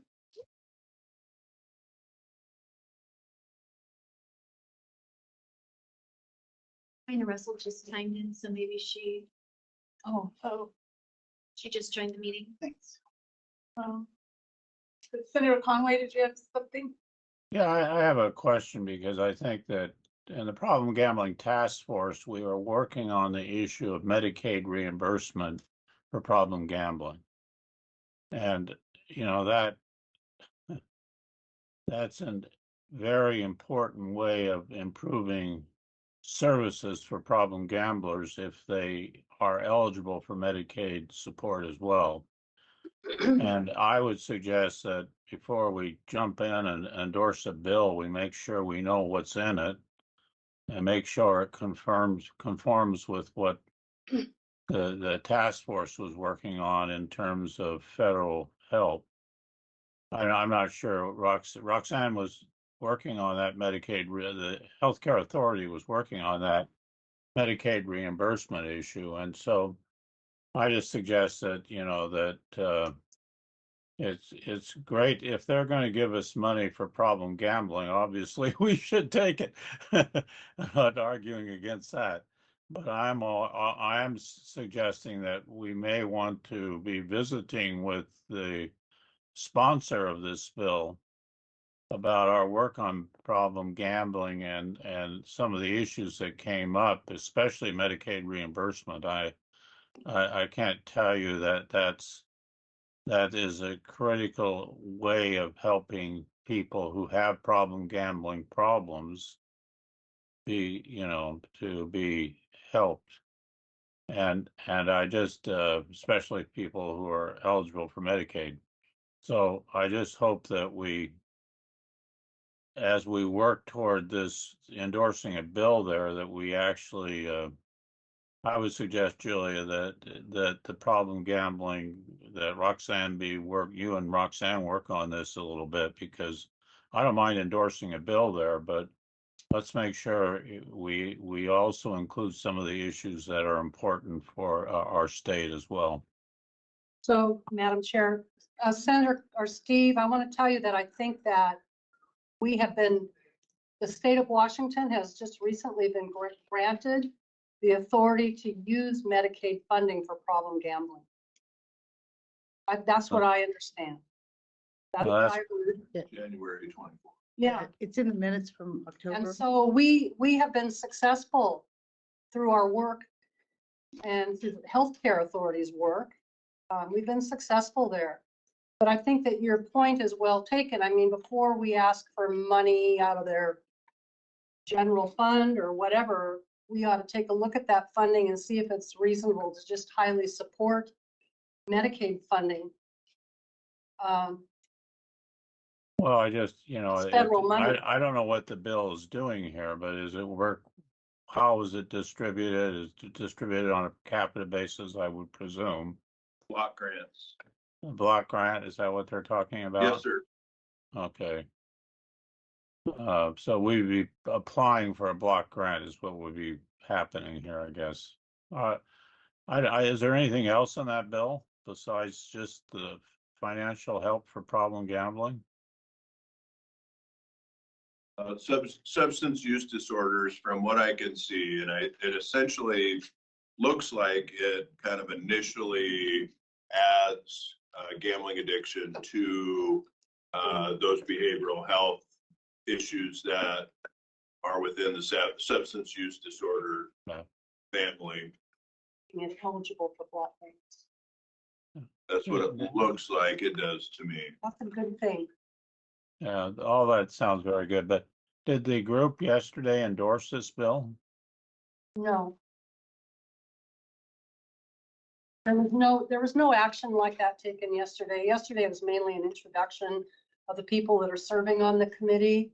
And then there was a brief summary rundown by Roxanne of the work of the Problem Gambling Task Force and what it is that the committee would be doing in the future. Okay. But they haven't jumped into taking policy positions. I don't see a problem with it. It seems like they're trying to serve problem gamblers, but it would be. I'm sorry, I didn't get a chance to review it in my packet, so I'm probably asking questions here that I could have answered if I'd reviewed it. But anyway, thank you. Thank you. Madam Chair, it seems to me like there are still some detail that would be beneficial for us to have as to exactly how the bill would affect block grants to the state of Washington for gambling addiction. So I don't know if our next meeting is going to be in January, correct? So perhaps, staff can do some more research and then give us the kind of the details of what this potential program is, the impact to the state of Washington, and then at maybe the January meeting, especially even if they had a draft, it would be helpful to send, I think, maybe under the signature of the chair, a letter to our senators and Congress members to co-sign on the legislation. Absolutely. I wonder if I could just follow up on that, but I wonder if there's a statewide delegation that will go to DC and whether or not we might be able to talk them into adding that as one of their requests. Well, and yeah, I mean, the timing of nickel G's is interesting because that's the week before our legislative session begins. So perhaps we could get some conversations there, as well as maybe see what kind of what we can ask nickel G's essentially to do to advocate for. Yeah. Yeah. But it sounds like the timing is now, I mean, coming up this winter for pushing this one way or the other. Has this bill been introduced in this already? Is it out there? Have January. they had hearings on the bill at all, or is it just a concept bill right now? It hasn't, according to the It has report not been here. introduced. It has not been introduced. In my conversations with National Council on Problem Gambling, they were looking for co-sponsors. So the idea of a letter to our delegation sounds like an interesting idea, but I think that the legislative process actually is going to begin in one house in the Congress in January. Which house? In the Senate. And when would the best timing be for us to get one of our, to get Cantwell or Murray to sign on? I mean, how much time do we have to put that in front of them? If it's going to be introduced in January, it can, at any time, it can basically have co-sponsors join. So from January onward, and even now. They're looking for to introduce it in the House. There's no concrete sponsor in the House right yet. Would it make sense for the Gambling Commission to ask our senators to sign on to the bill as a commission after we're comfortable knowing what it is? And if we have to wait until January to decide to do that, would that be too late? I don't think it would be too late if we think about the way that legislation goes through the federal Congress, the fact that it gets introduced in January. I think we've got plenty of time to decide what action you want. And in Congress, do the signatures have to be gathered before it's introduced, or? Oh, no. I'd like to see that happen if we like what's being. Commission took a position that I think would give our senators attention much more so than just a letter from one of us or something. So we would need to make sure that's on the January agenda. Take action at that time. We decide. The action would be for the commission to take a position and then decide. Yes. What I'm understanding. That's what, yeah, I would recommend for us. Okay, do we have any public comment on this?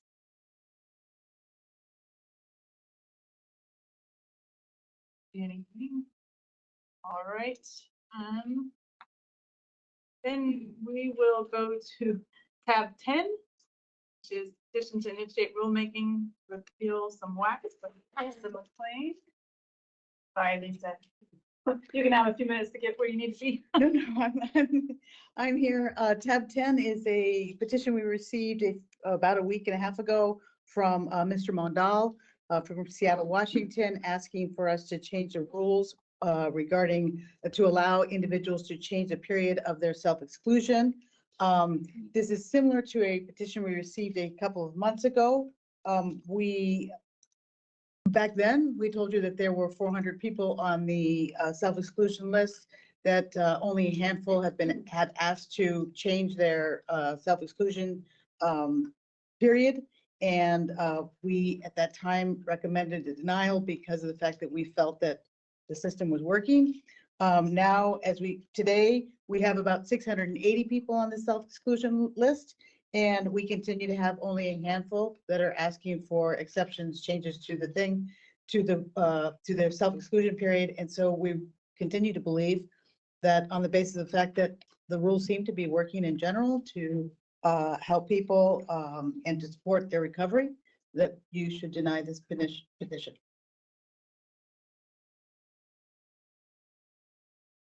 Great.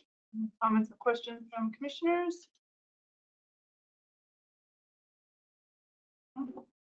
All right, any public comments? There is a comment in the chat.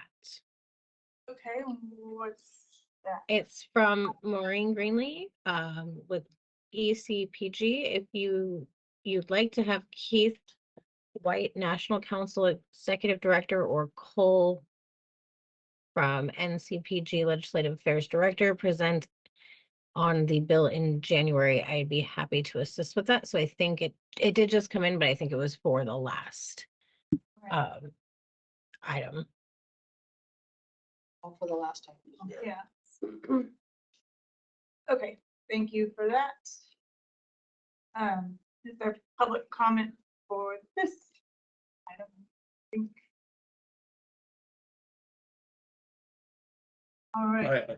I have a comment on here. I guess I wasn't at the previous conversations. Once you self-exclude yourself, you can't change anything about your self-exclusion. Is that right?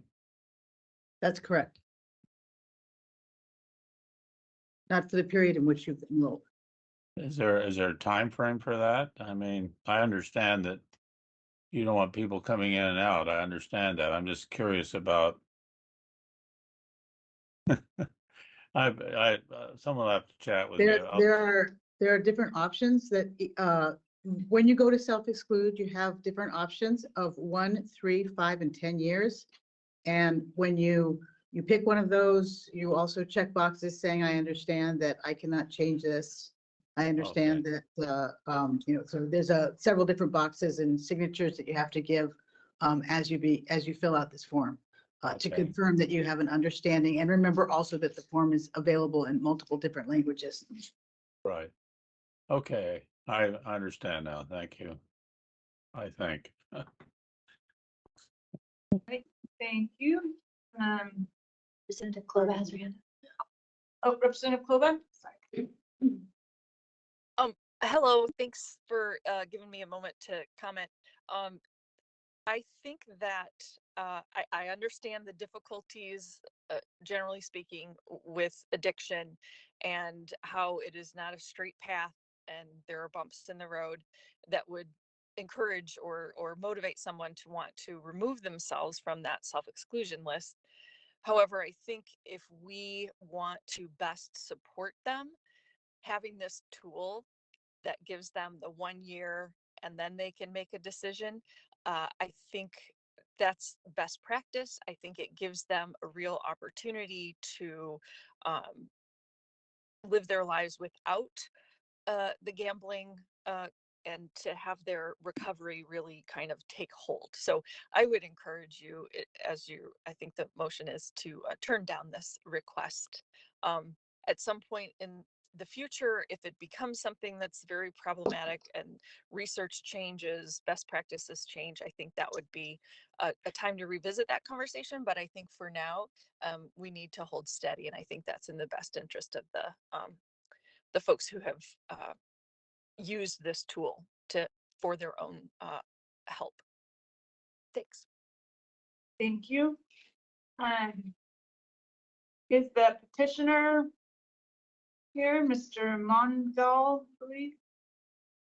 Don't believe he is. Okay. Any public comments? Nothing. All right, we have a motion. Madam Chair, I move to deny the petition in writing. And the reason why is because this part of our rulemaking was intentional, and it was put in there in order to support people who are in recovery. And at this point in time, it appears to be working for a large majority of the people who have chosen to self-exclude through the state. I'll second that motion. Okay, it's been moved and seconded. Is there any further discussion? All those in favor say aye. Aye. Aye. All right, motion passes. Now we are going to go to tab 5. Is the budget update and review with Cinda. You here. I am present. Awesome. Thank you. Good afternoon. For the record, my name is Cinda Hansen. I'm the Chief Financial Officer for the Gambling Commission. Today's presentation is very brief. I would like to just give you an update on the closeout of the prior fiscal year, and then just a snapshot of what we've seen in the first quarter of this year. So next slide, please. Thank you. So the closeout of fiscal year 23, the trend continued of what I was, the reports that I gave throughout the year last year, in that our overall revenue did finish slight under where we expected to be. Several contributing factors included for vendor licensing fees. Some of those numbers are under. In looking into that, the estimate of things such as, licensing investigations and special investigations were less impactful than we expected. And part of that is because of less travel than we've done in the past. Also, another contributing factor you can see is that travel reimbursements were significantly less than what we originally anticipated. But the offset of that is shown in agency expenditures, because the travel reimbursement is exactly that. If we didn't have expenditures, we don't seek the reimbursement. So that does offset itself. Next slide, please. So for expenditures, we originally anticipated our fiscal year budget for 23 to be about 18.5 million, finished out at 15 million, just slightly over that. The most significant portion of that variance is staffing. We do continue to not be able to get to 115 employees, and that is still true today. Next slide, please. So for the first quarter of this fiscal year, and just to remind those who may not deal with fiscal year terms, that's July through September is our first quarter of this fiscal year. The revenue that we anticipated collecting was almost 3.7 million, and we collected about 3.67. There's a little bit of difference there, not significant. And the news here is, if you all recall, we went through, the rule changes to change all of our, to adjust our fees.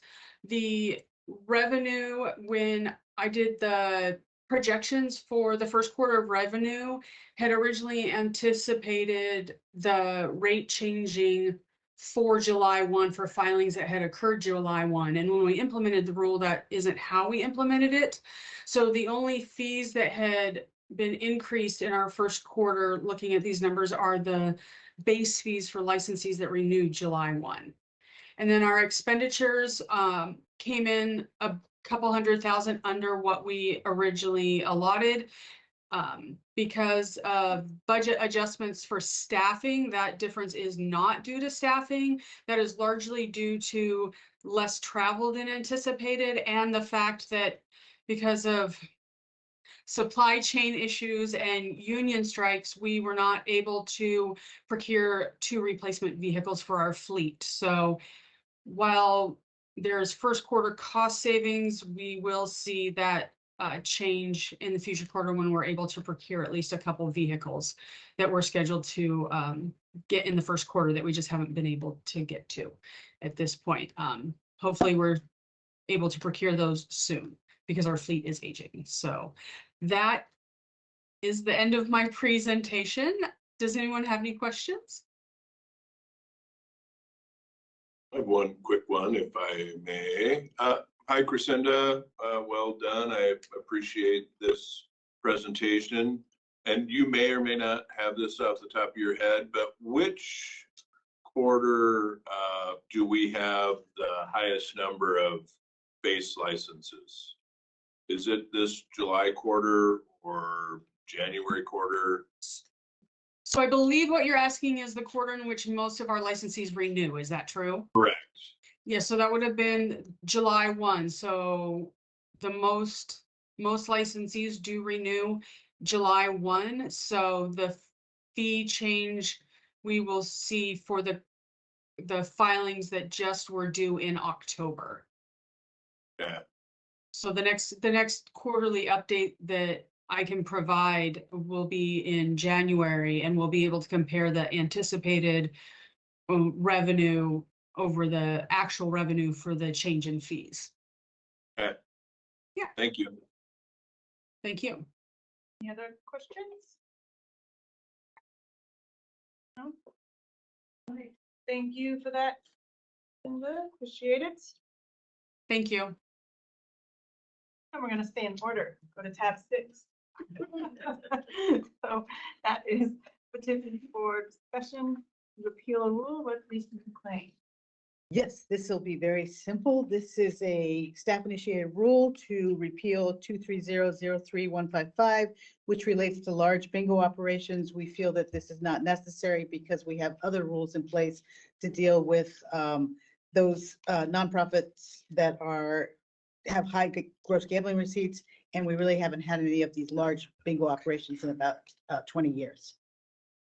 So what staff is recommending that you file the attached repealer, which is a couple of cents. Thank you. Does anybody have any questions? Yeah. No? All right. Is there any public comment? I don't see anything. All right, do we have a motion? I move to file the proposed rules for further discussion. Second. All right, it's been moved and seconded. Any further discussion? All those in favor say aye. Aye. Aye. All right, motion passes. Next up is tab 7. Is petition on nonprofit raffles with Lisa McLean. Yes, Lisa McLean, the Legislative and Policy Manager. This is a petition to amend a number of raffle rules. It's brought to us by a number of different nonprofit organizations. It is actually, what this began as is 4 separate rule packages that are now packaged into the 3 of them you asked to initiate rulemaking on, including a staff initiated rule package. And so here we bring you some suggested language for making changes that accommodate the interests of the nonprofits and some of the staff issues. One of the things that is that the thresholds that trigger submission of a raffle plan for commission approval raises from 40 to 80,000 for a single prize, and from 300,000 to 500,000 in cumulative prizes over a license year. It requires licensees that offer these high-value raffles to award at least 50% of net proceeds, less expenses if they do not sell enough tickets. This will protect both the raffle ticket buyer and the person who organizes the raffle, the organization that organizes the raffle. We increase the number of guests for members-only raffle, allowing 50% being guests in a members only, such that people could bring their spouses. We clarify WAC 230-11085 regarding modified pricing plans.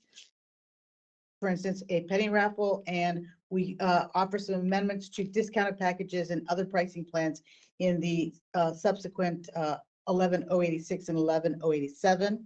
And then for the nonprofits asked that we help with their ease of record keeping, we suggest some changes to how much paper the nonprofits need to keep for a full 3-year period. And we suggest that they can get rid of some things after 1 year. So I am here to answer any questions. Oh, I will also say staff worked on this, on these rule changes, the language. We then went to the petitioners, discussed it with them, made some additional changes. And so this is something that the staff feels comfortable with, that it's able to regulate.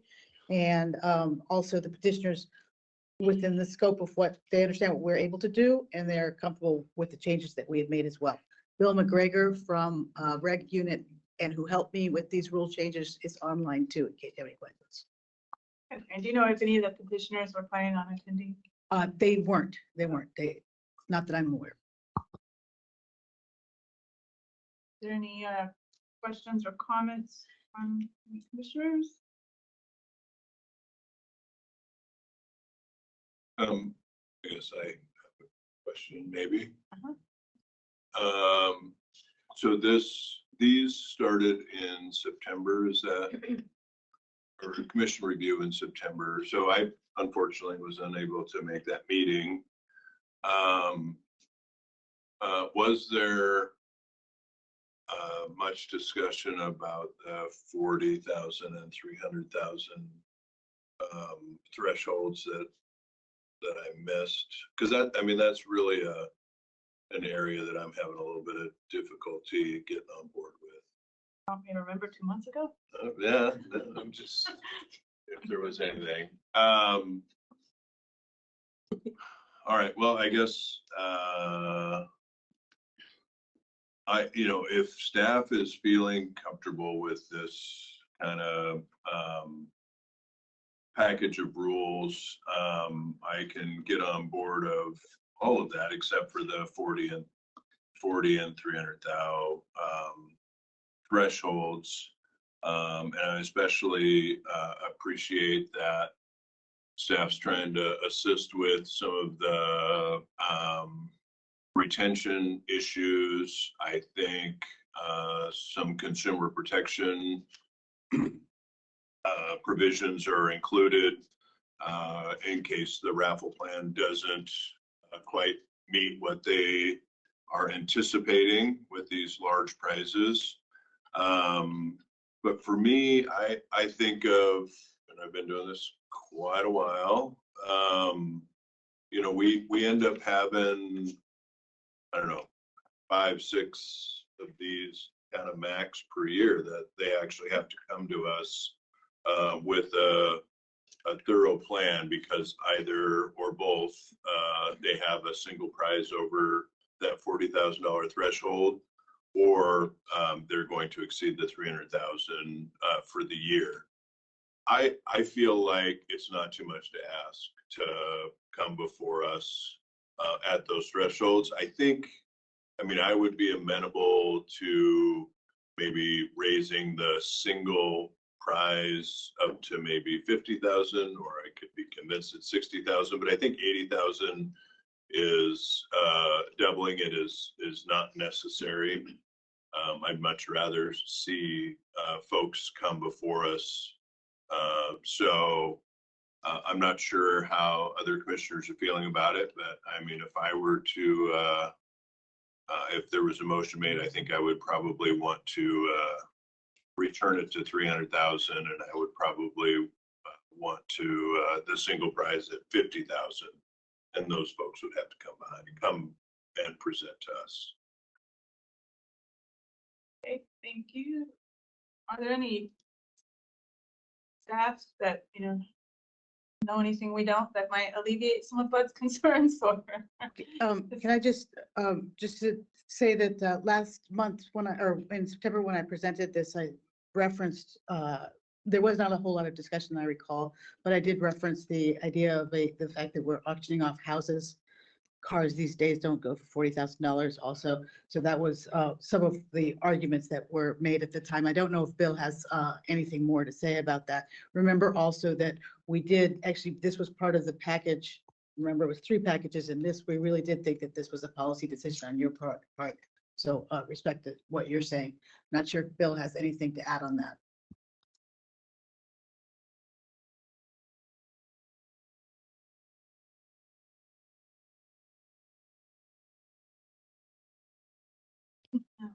I do not have anything to add. Thank you. Are there any other comments from commissioners surrounding that? I have a question for Bud. Are you willing to put forward a motion that is in alignment with your point of view?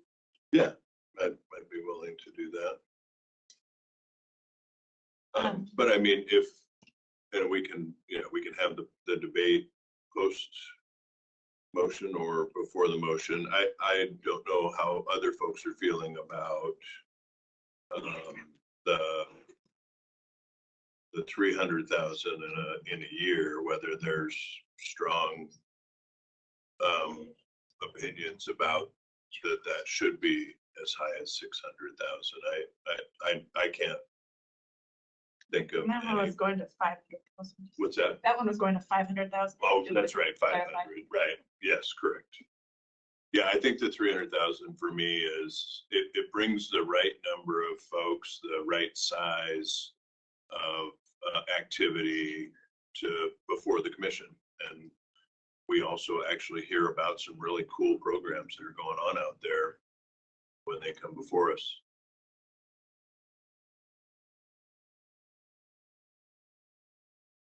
Yeah, I understand your point. I also understand the point that with inflation and things just cost a lot more than that. So, I mean, I'm kind of fine either way on that. I think the inflation point gives me a little bit of heartburn based on other discussions we've had this year. And I would love to go back and read read the minutes from September so that I can see what they say. My iPad is not cooperating, so I can't really do that right now. Sorry, it's okay. But perhaps if we could take a minute, not a minute, but perhaps if we have some time to go back and, review the petitioner's presentation, review the discussion that was had in September, that, might actually hit to some of what's concerns. Commissioner Size. We don't have to go to a 102 this month, do we? Are we? We can push this to January, right? And just review stuff in the interim. Okay. I'd be Do we need to take a really vote to do comfortable that? moving that to January, and then maybe the petitioners would show up. Do we need a vote for that? Or? I support that moving forward. You could probably do this one either way, as you're not really taking action, but simply continuing it. But it would be, you could certainly do it as a vote to move this to January, and that would give staff clear direction. Okay, Bud, do you want to make a motion? Sure. I would move that tab 7 petition would be stay at the 101 level until action at the January commission meeting. Or possible action. Or possible action, excuse me, correct. Thank you for that. I'll second. Okay, it's been moved and seconded. Is there any further discussion? All right, all those in favor say aye. Aye. Aye. All right, motion carries. Next up, we have 11, which is possible rule change with Vice Chair Patterson. Thank you, Madam Chair. Well, I asked you to put this item on the agenda simply so that we commissioners could have a discussion about this topic. And I've learned a lot since I made that request. The reason why I wanted it on the agenda is because it was again brought to my attention that nonprofit organizations and charitable organizations in the state of Washington can raffle off assault weapons. And they can actually raffle off all gun, any kind of gun. But the one that was really important to me personally, this is just from my point of view, is the fact that they can raffle off assault weapons. And I don't know that that's in keeping with the Gambling Commission's the many parameters that we put around different rules and prizes that that where they are recreational in nature, and also our focus on safety. I don't know that allowing that in this state especially is something that makes sense. So since then, it was brought to my attention that the legislature took a vote, and the legislature took a vote that would prevent the selling and the manufacture of assault weapons in the state. And I understand that vote has been challenged, and that the constitutionality of that vote is being challenged.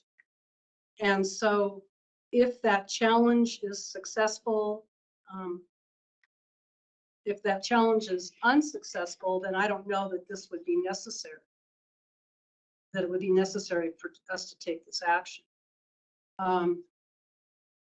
But one of my questions for staff is, how long will it take for the court to determine whether or not that was an unconstitutional vote? I'll say that there's probably not a good timeline for that, but you're likely looking at years. Years. Yes. Right. And so in the meantime, organizations can auction off guns like this. There's no stay, was there? That's what, yeah. I would have to check and see if there was a stay of it, but I did not think that it was. Okay. Well, anyway, that question, the question about what parameters would make sense, would we want to completely repeal the entire WAC that allows charitable and nonprofit organizations to raffle off guns in general, guns and other mechanical devices which are capable of discharging dangerous projectiles? Do we want to just do we want to consider the whole thing? Does this commission want to take action against a certain kind of gun? Do we want to wait years until the court rules on the constitutional nature of that vote? I was just really interested in what the rest of you thought. And I'm not interested in making a motion today, but I'm curious to know where you are on this topic. You know where I am. Where I am is that I do not want charitable and nonprofit organizations in this state to be able to auction off assault weapons. I don't see that makes any sense whatsoever based on our values in this state. But I am very much interested in hearing the full discussion, hear what your thoughts might be. Yeah, Commissioner Patterson, I agree with you. I think that this WAC is likely inconsistent with state law as it exists now. Now, granted, that state law is being challenged, but it's inconsistent. I see less potential for a constitutional challenge to us repealing this WAC. Yes. So because if I might just inject, see if I'm following you, because taking away the ability for a charitable organization to auction off an assault weapon is not an infringement on somebody's constitutional rights. Correct. Okay. And so I would support repeal of the WAC.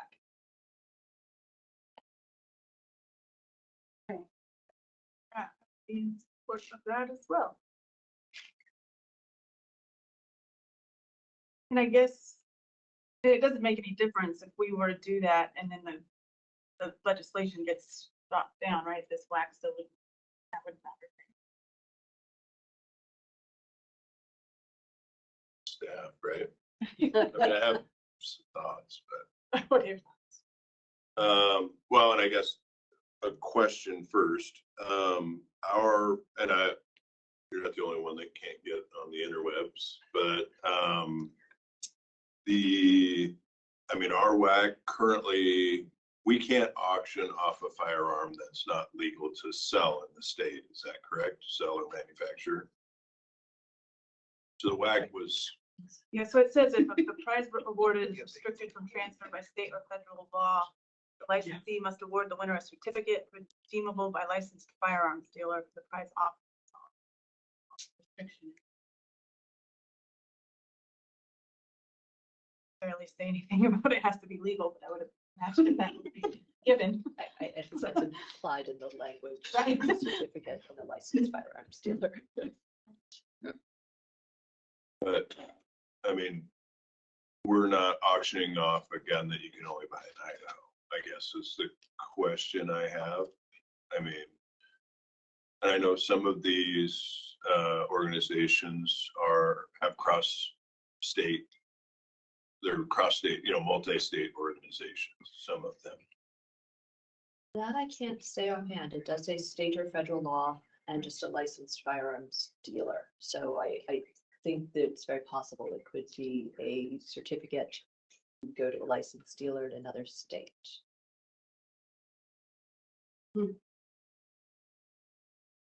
Yeah, okay. I mean, it's. Yeah.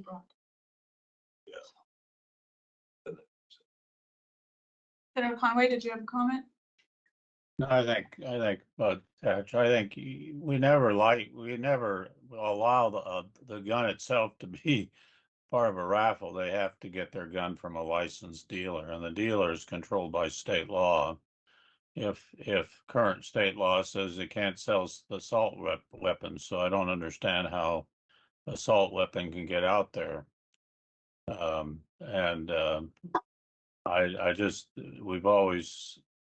It's not the gun itself, the hard gun that we're raffling here. We're raffling out the right to purchase or get the gun from a licensed dealer, Julia.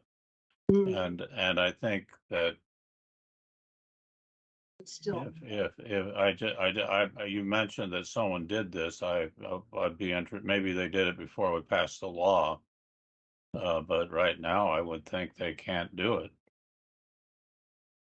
well, is that right, Suzanne? Even if the law is under appeal, the law is in effect.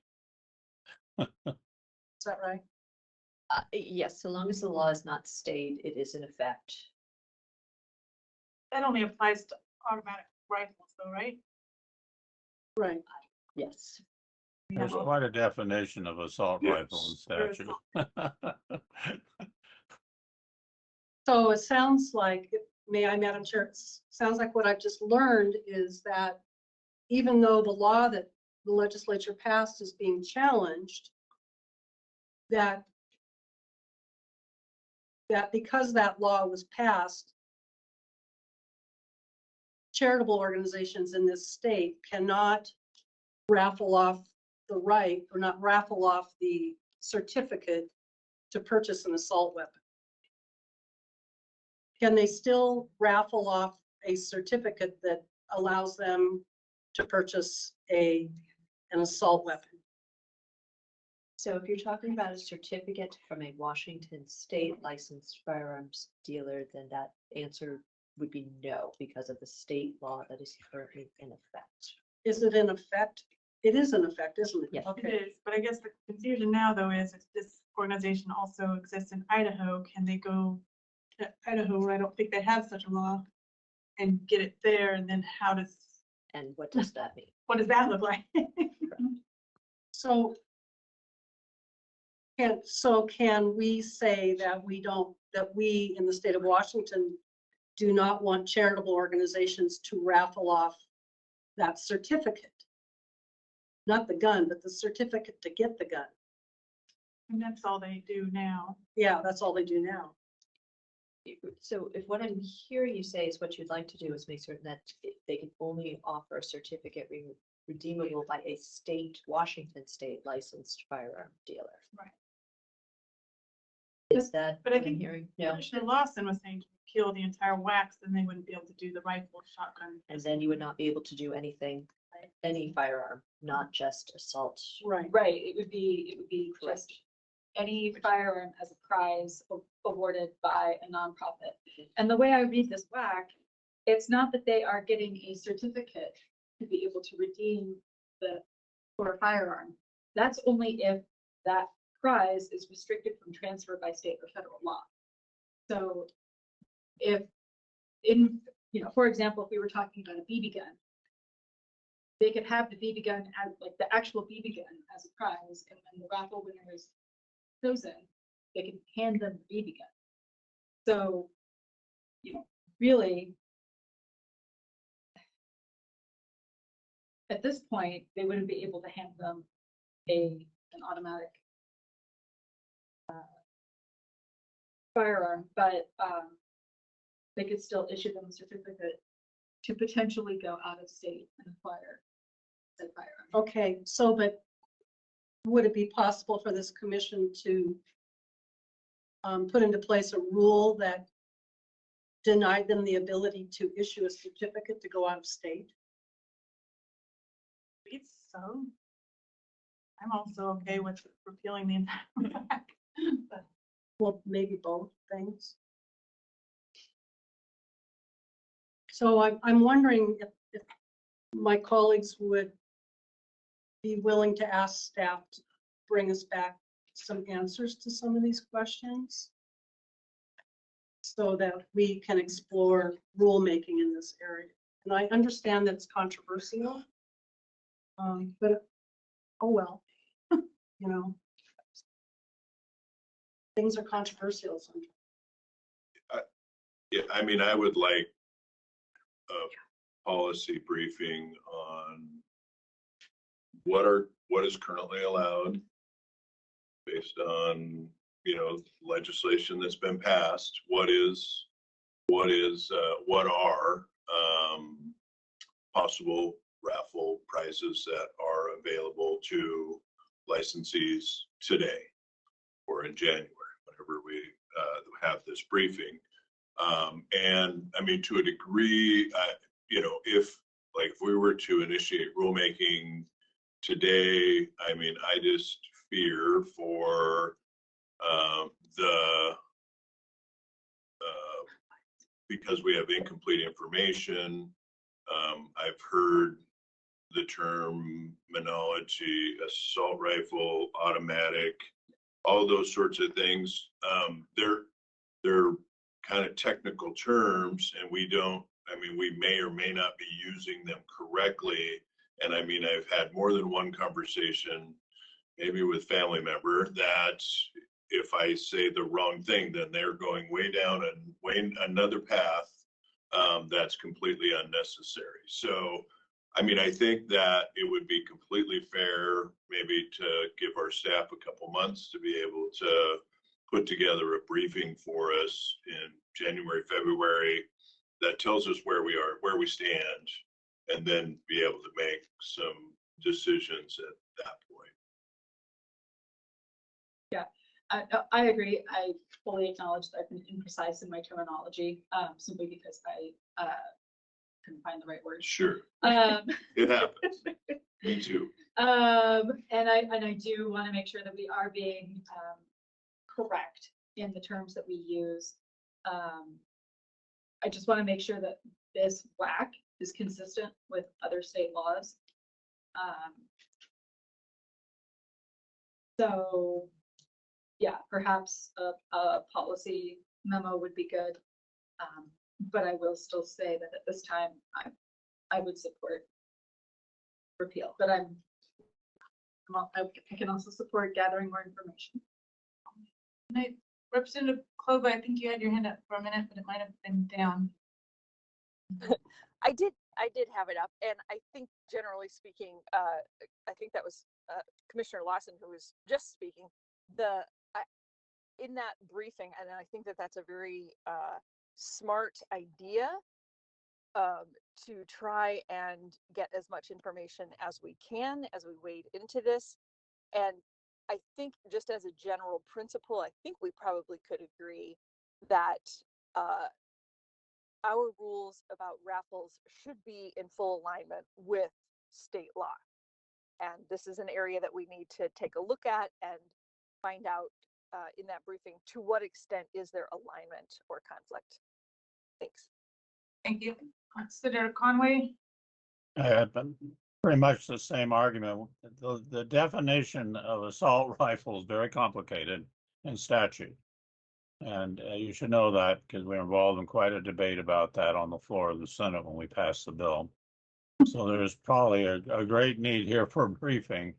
And there's also the issue of bringing guns out of state in that law too. So we need, frankly, I believe a briefing is very needed. And I actually would encourage us to, I mean, I would probably go to the Law and Justice Committee if I were doing it, but probably you can get the Attorney General to try and give us a clear concept of the law and before we take action, because there was quite a conversation there about people bringing assault rifles into the state as well. So that might limit the ability to do what you were suggesting, go out of state with to buy a gun out of state. So I think there's a great need here for a briefing and great need to bring in the Law and Justice staff here to brief us. Thank you. Great, thank you. Yeah, I think that was my question too, is the new law that's passed, how does that affect bringing stuff in out of state? So a lot of the confusion has to do with the definition of certain kinds of guns. But if this commission wanted, what it could do is just take on the entire whack. And then we wouldn't have to concern ourselves with how to define assault weapon. Is that correct? Yes. Good. You Yeah. could ask staff to initiate repealing this WAC. So that's on top of Bud's suggestions. I would like to suggest that staff bring us information about what we would need to do to take on the entire WAC, the whole thing. Just repeal it. Yeah, just repeal it. Is that I clear? think Is that, we would take a vote and tell staff to start that process. I'd make that motion today, that to ask staff to start that process. Not on the rule, not initiating a rule, but I just heard you ask that you wanted to vote for that. Is that right? I don't have a say in this. I'm giving you options. Yeah. Oh, Do you want to, do you want the policy briefing and ask staff based on that, or potentially ask staff based on the policy briefing to consider what that rule would look like? yes. But I didn't want to tell staff that until I heard from you all. Yeah, I think there's two kind of tracks here. I mean, and we're kind of talking around it. And, you know, to an extent, I mean, I never really thought about it until I saw this on the agenda that, you know, whenever state law changes, that seems to affect us, we kind of review, and staff reviews the WACs and says, oh yeah, no, looks like these WACs are out of whack. I've been waiting to use that. And so perhaps, and that's part of what I want to understand and be briefed on by staff is, are we does our WAC exceed state law? Do we need to refine our WAC in order to comply with state law?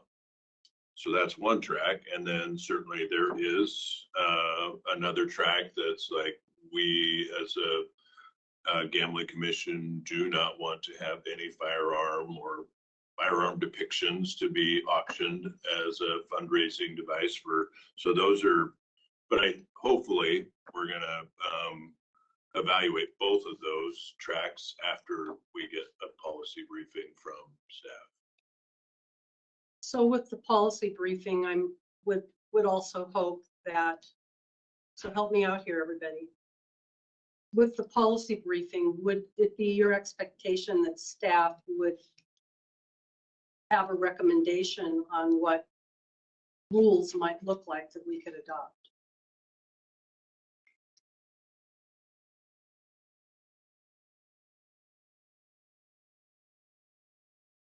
I think we would get the policy briefing first, make sure we all understand what we're talking about, and then maybe move to that next step.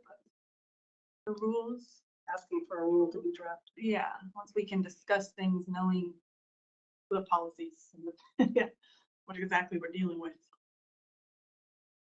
Does that make sense? I hope we can do it in January.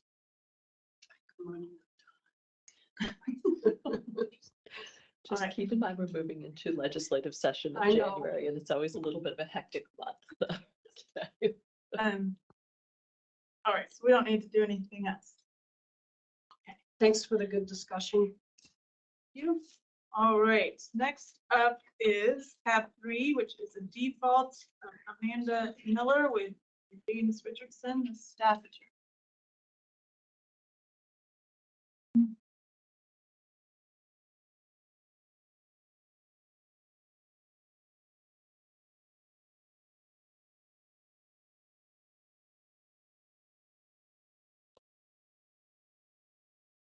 Good afternoon, commissioners. For the record, James Richardson, legal manager. There are two defaults on the agenda today. First will be Amanda Miller, case number 2023-00528.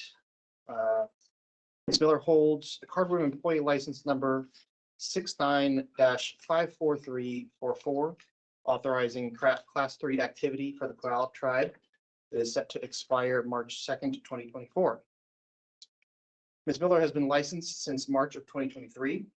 On her application, she marked yes, that she wished to disclose 3 prior criminal convictions to the WSGC. One of these convictions disclosed was a 2020 possession of THC charge in Sawyer County, Wisconsin. A post-certification review of the charge indicated that in reality, it was a felony level charge rather than a simple misdemeanor.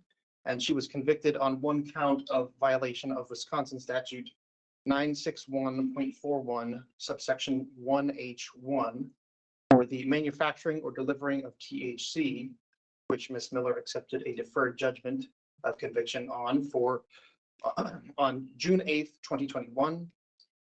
Ms. Miller failed to disclose this information in her application.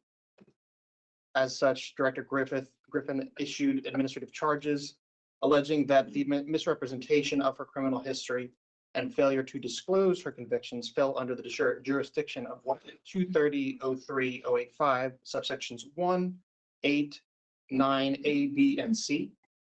The charges allege that Ms. Miller's actions demonstrate a disregard for the statutes and rules promulgated, that she poses a clear and effective threat, or a clear threat to the effective regulation of gambling.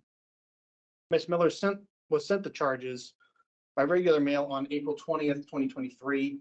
A response was required pursuant to WAC 23017-010 by May 13th, 2023. As of today, we have not received any response from Ms. Miller. As a result of Ms. Miller's failure to take any action to defend her license, the commission may take final action to revoke that license today. Ms. Miller cannot prove by clear and convincing evidence that she is qualified for licensure.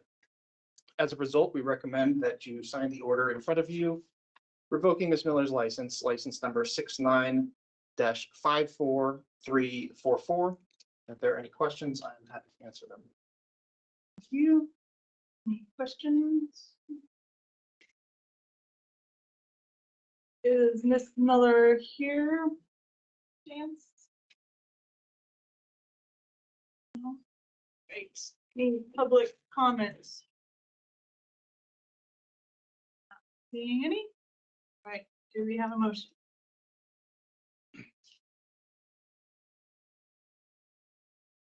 I move to revoke Amanda Miller's Class 3 employee license, number 69-54344, as presented by staff. Second. Been moved and seconded. Is there any further discussion? All those in favor, say aye. Aye. Aye. All right, motion passes. Next up is a default in RIM. Yes. So the second matter before the commission is the default in BREM against the defendant in BREM for automatic forfeiture of the funds in a Qualstar credit union account related to the seizure of illegal gambling funds. On September 28th, 2022, Thurston County Superior Judge Carol Murphy authorized the issuance of a search warrant requested by a special agent of the Washington State Gambling Commission following an undercover multi-year operation into an illegal sports wagering operation. As part of that search warrant, Qualstar Credit Union froze funds in the amount of $2,161.12 that were in the account ending in 0221 at the time the warrant was executed. On October 6, 2022, a special agent of the WSGC personally served Robert Ellis a notice of seizure and the intended forfeiture of the funds in the Qualstar Credit Union account, to which Mr. Ellis initialed the notice. The notice informed Mr. Ellis that the account had been seized, that he had a right to a hearing on the seizure, and that a response was required within 45 days of the seizure. The notice further stated that failure to notify WSGC of the claim would result in forfeiture of the funds. The notice identified the 45-day response date as November 17th, 2022. As of November 17th, 2022, no response was made regarding the seized property. Qualstar Credit Union, without a final order in the case, has not relinquished the funds. The purpose of the final order before you today is to complete the process of that seizure so that the funds may be properly released to the WSGC. And again, as a result of any timely action to claim the property, the WSGC may take final action to seize the funds here. As a result, staff recommends that you sign the order in front of you authorizing that seizure. And again, if there are any questions, I'm happy to answer. Any questions from anybody? No? All right, any public comments? Okay. Do we have a motion? I move to approve the final order of forfeiture to complete the seizure process with final agency action and permit Qualstar Credit Union to release the funds to the Washington State Gambling Commission. Okay. Thanks. And moved and seconded. Is there any further discussion? All those in favor say aye. Aye. Aye. Thank you, commissioners. Thank you. And that brings us to the end of our meeting. Is there any public comments? Yes, sure. You can wait patiently. Yes, please. Thank you for having here for no reason. Your entertainment. Thank you, Chair, Commissioners, and staff. For the record, my name. Be sure to press the button on the microphone, sir. That's green. For the record, my name is Max Faulkner, and I'm managing partner of Atomic Bowl and Joker's Casino in Richland. And I had a brilliant idea that maybe the commission would like to hear from a different stakeholder out there. As you know, there's fewer and fewer public house bank card rooms now. There's one major chain out there, and then a minor chain that's doing quite well. And then there's some of us little mom and pop card rooms still out there. Even though we're mom and pop, the card rooms I'm associated with employs over 500 people, just full-time and part-time. Have a lot of part-time dealers that deal on the side, servers and stuff like that. A little bit, my history, I go back to 1996, 97. I was running Columbia Lanes in Wenatchee, the little poker room. A friend came and said, hey, the gambling commission's at the Red Lion, and they're gonna work on the rules for us to have, be able to have house bank blackjack. So I went to the meeting, and there was some characters from the old days. Vito Giacchi was there, Dave Pardee, Rob Saucier, Fred Scott, George Teeny. Wow. You know, yeah. They're old names. The old crew. They were huddled around in one part, but they got pointed out to me. Yeah. And so we did get a card room in Kegler's Casino. It was my first one I was associated with. And so I was thinking, my partner and I, we've been here through 26 years. And I think maybe George Teeny predates us, but we're probably close to being the longest continuous card room owners in the state. Back then we got on the list, we put down $15,000, and we got pilot program, $25 limits, 5 tables, and East Wenatchee didn't even have a gambling tax then. So we did pretty good. So 26 years, we've survived smoking ban, tribal VLTs, the Great Recession of 2008, and now COVID. So we've been hard to kill, you know, and so there's still some of us left. Atomic Bowl is kind of unique. I'm very proud of it. We have besides bowling, casino, we have a arcade. So you license us for arcades and pull tabs and the card room. So, and I have like over 140 employees just right there. Also, you might be happy to know that, you know, originally I know that the gambling was allowed to enhance food and beverage. Our restaurant and bar make a profit, quite a good profit. And I'm not sure all the card rooms out there are like that, but we do. Also, we've been fairly successful in other ways. The building was built in 1956. Our pin setters are going to be 67 years old. And I'm 2 years older. I don't know which is in better shape. And largely because of the house bank card room, we're going to be able to buy new pin setters next year. It's kind of our legacy to the sport there. $560,000 and state of the art. Save lower power, fewer moving parts, safer. We were visited by L&I one time, and if you have those old Brunswick pin setters that are, you know, they consider them death traps. And sorry, so that's so a lot of benefits there. I just want to make the point that we're not quite the same as, say, the biggest chain and even the fortune casinos. For instance, on the I want to thank the commission for passing the $400 limit. I was one earlier that I didn't ever think that we needed higher limits that much back in the days, because East Wenatchee, they didn't have a lot of big bettors. Now I'm in the Tri-Cities, there's a lot of money, and I like to rationalize that they can play at jokers and keep money in the state and in the community instead of going to Vegas. I'm sure there's some of that they can play big enough to satisfy their, you know, their hobby instead of taking the trouble to fly down to Vegas, and you know that's kind of a hassle and coming back. So I think it's really helping us. I don't know why, and I wasn't any part of the petition, of course, why it didn't include poker. I think that we still had the Recreational Gaming Association and had more of a presence here in commission meetings, that it would have included poker too. So, but thank you for that. And we're doing pretty good on that. The other thing was sports betting. The chain, I think it was the chain that was working on that. I came up and actually lobbied some, but I lobbied for them to wait on it, so we have a little more time.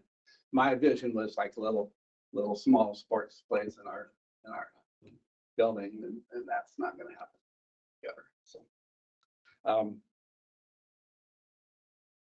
A couple other things before I conclude things, so we're able, when I first took over, we always get people coming for donations, and before we were way in debt, and I could only give like free games of bowling for the parent teacher organizations and things like that.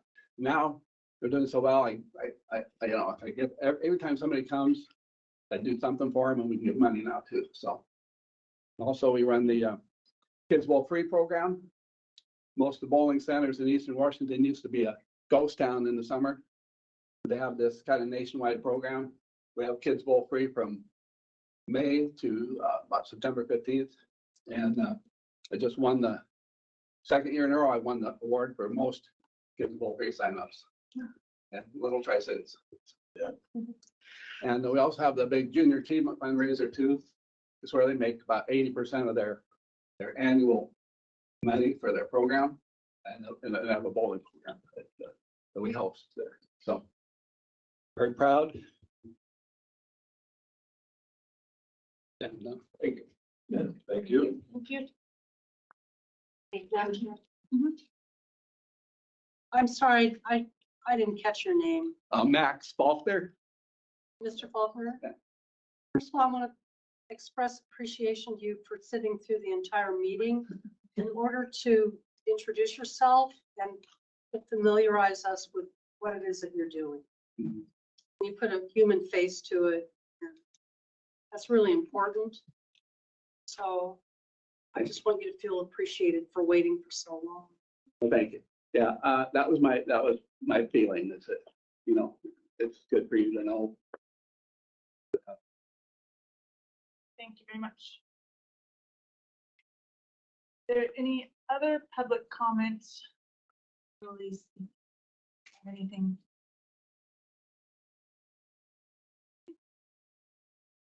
All right, so this will we have a special executive session meeting on November 20th to discuss the performance of a gambling commission employee. All commissioners will be virtual at that meeting. This concludes today's public meeting at 1:21 p.m. Thank you for your participation.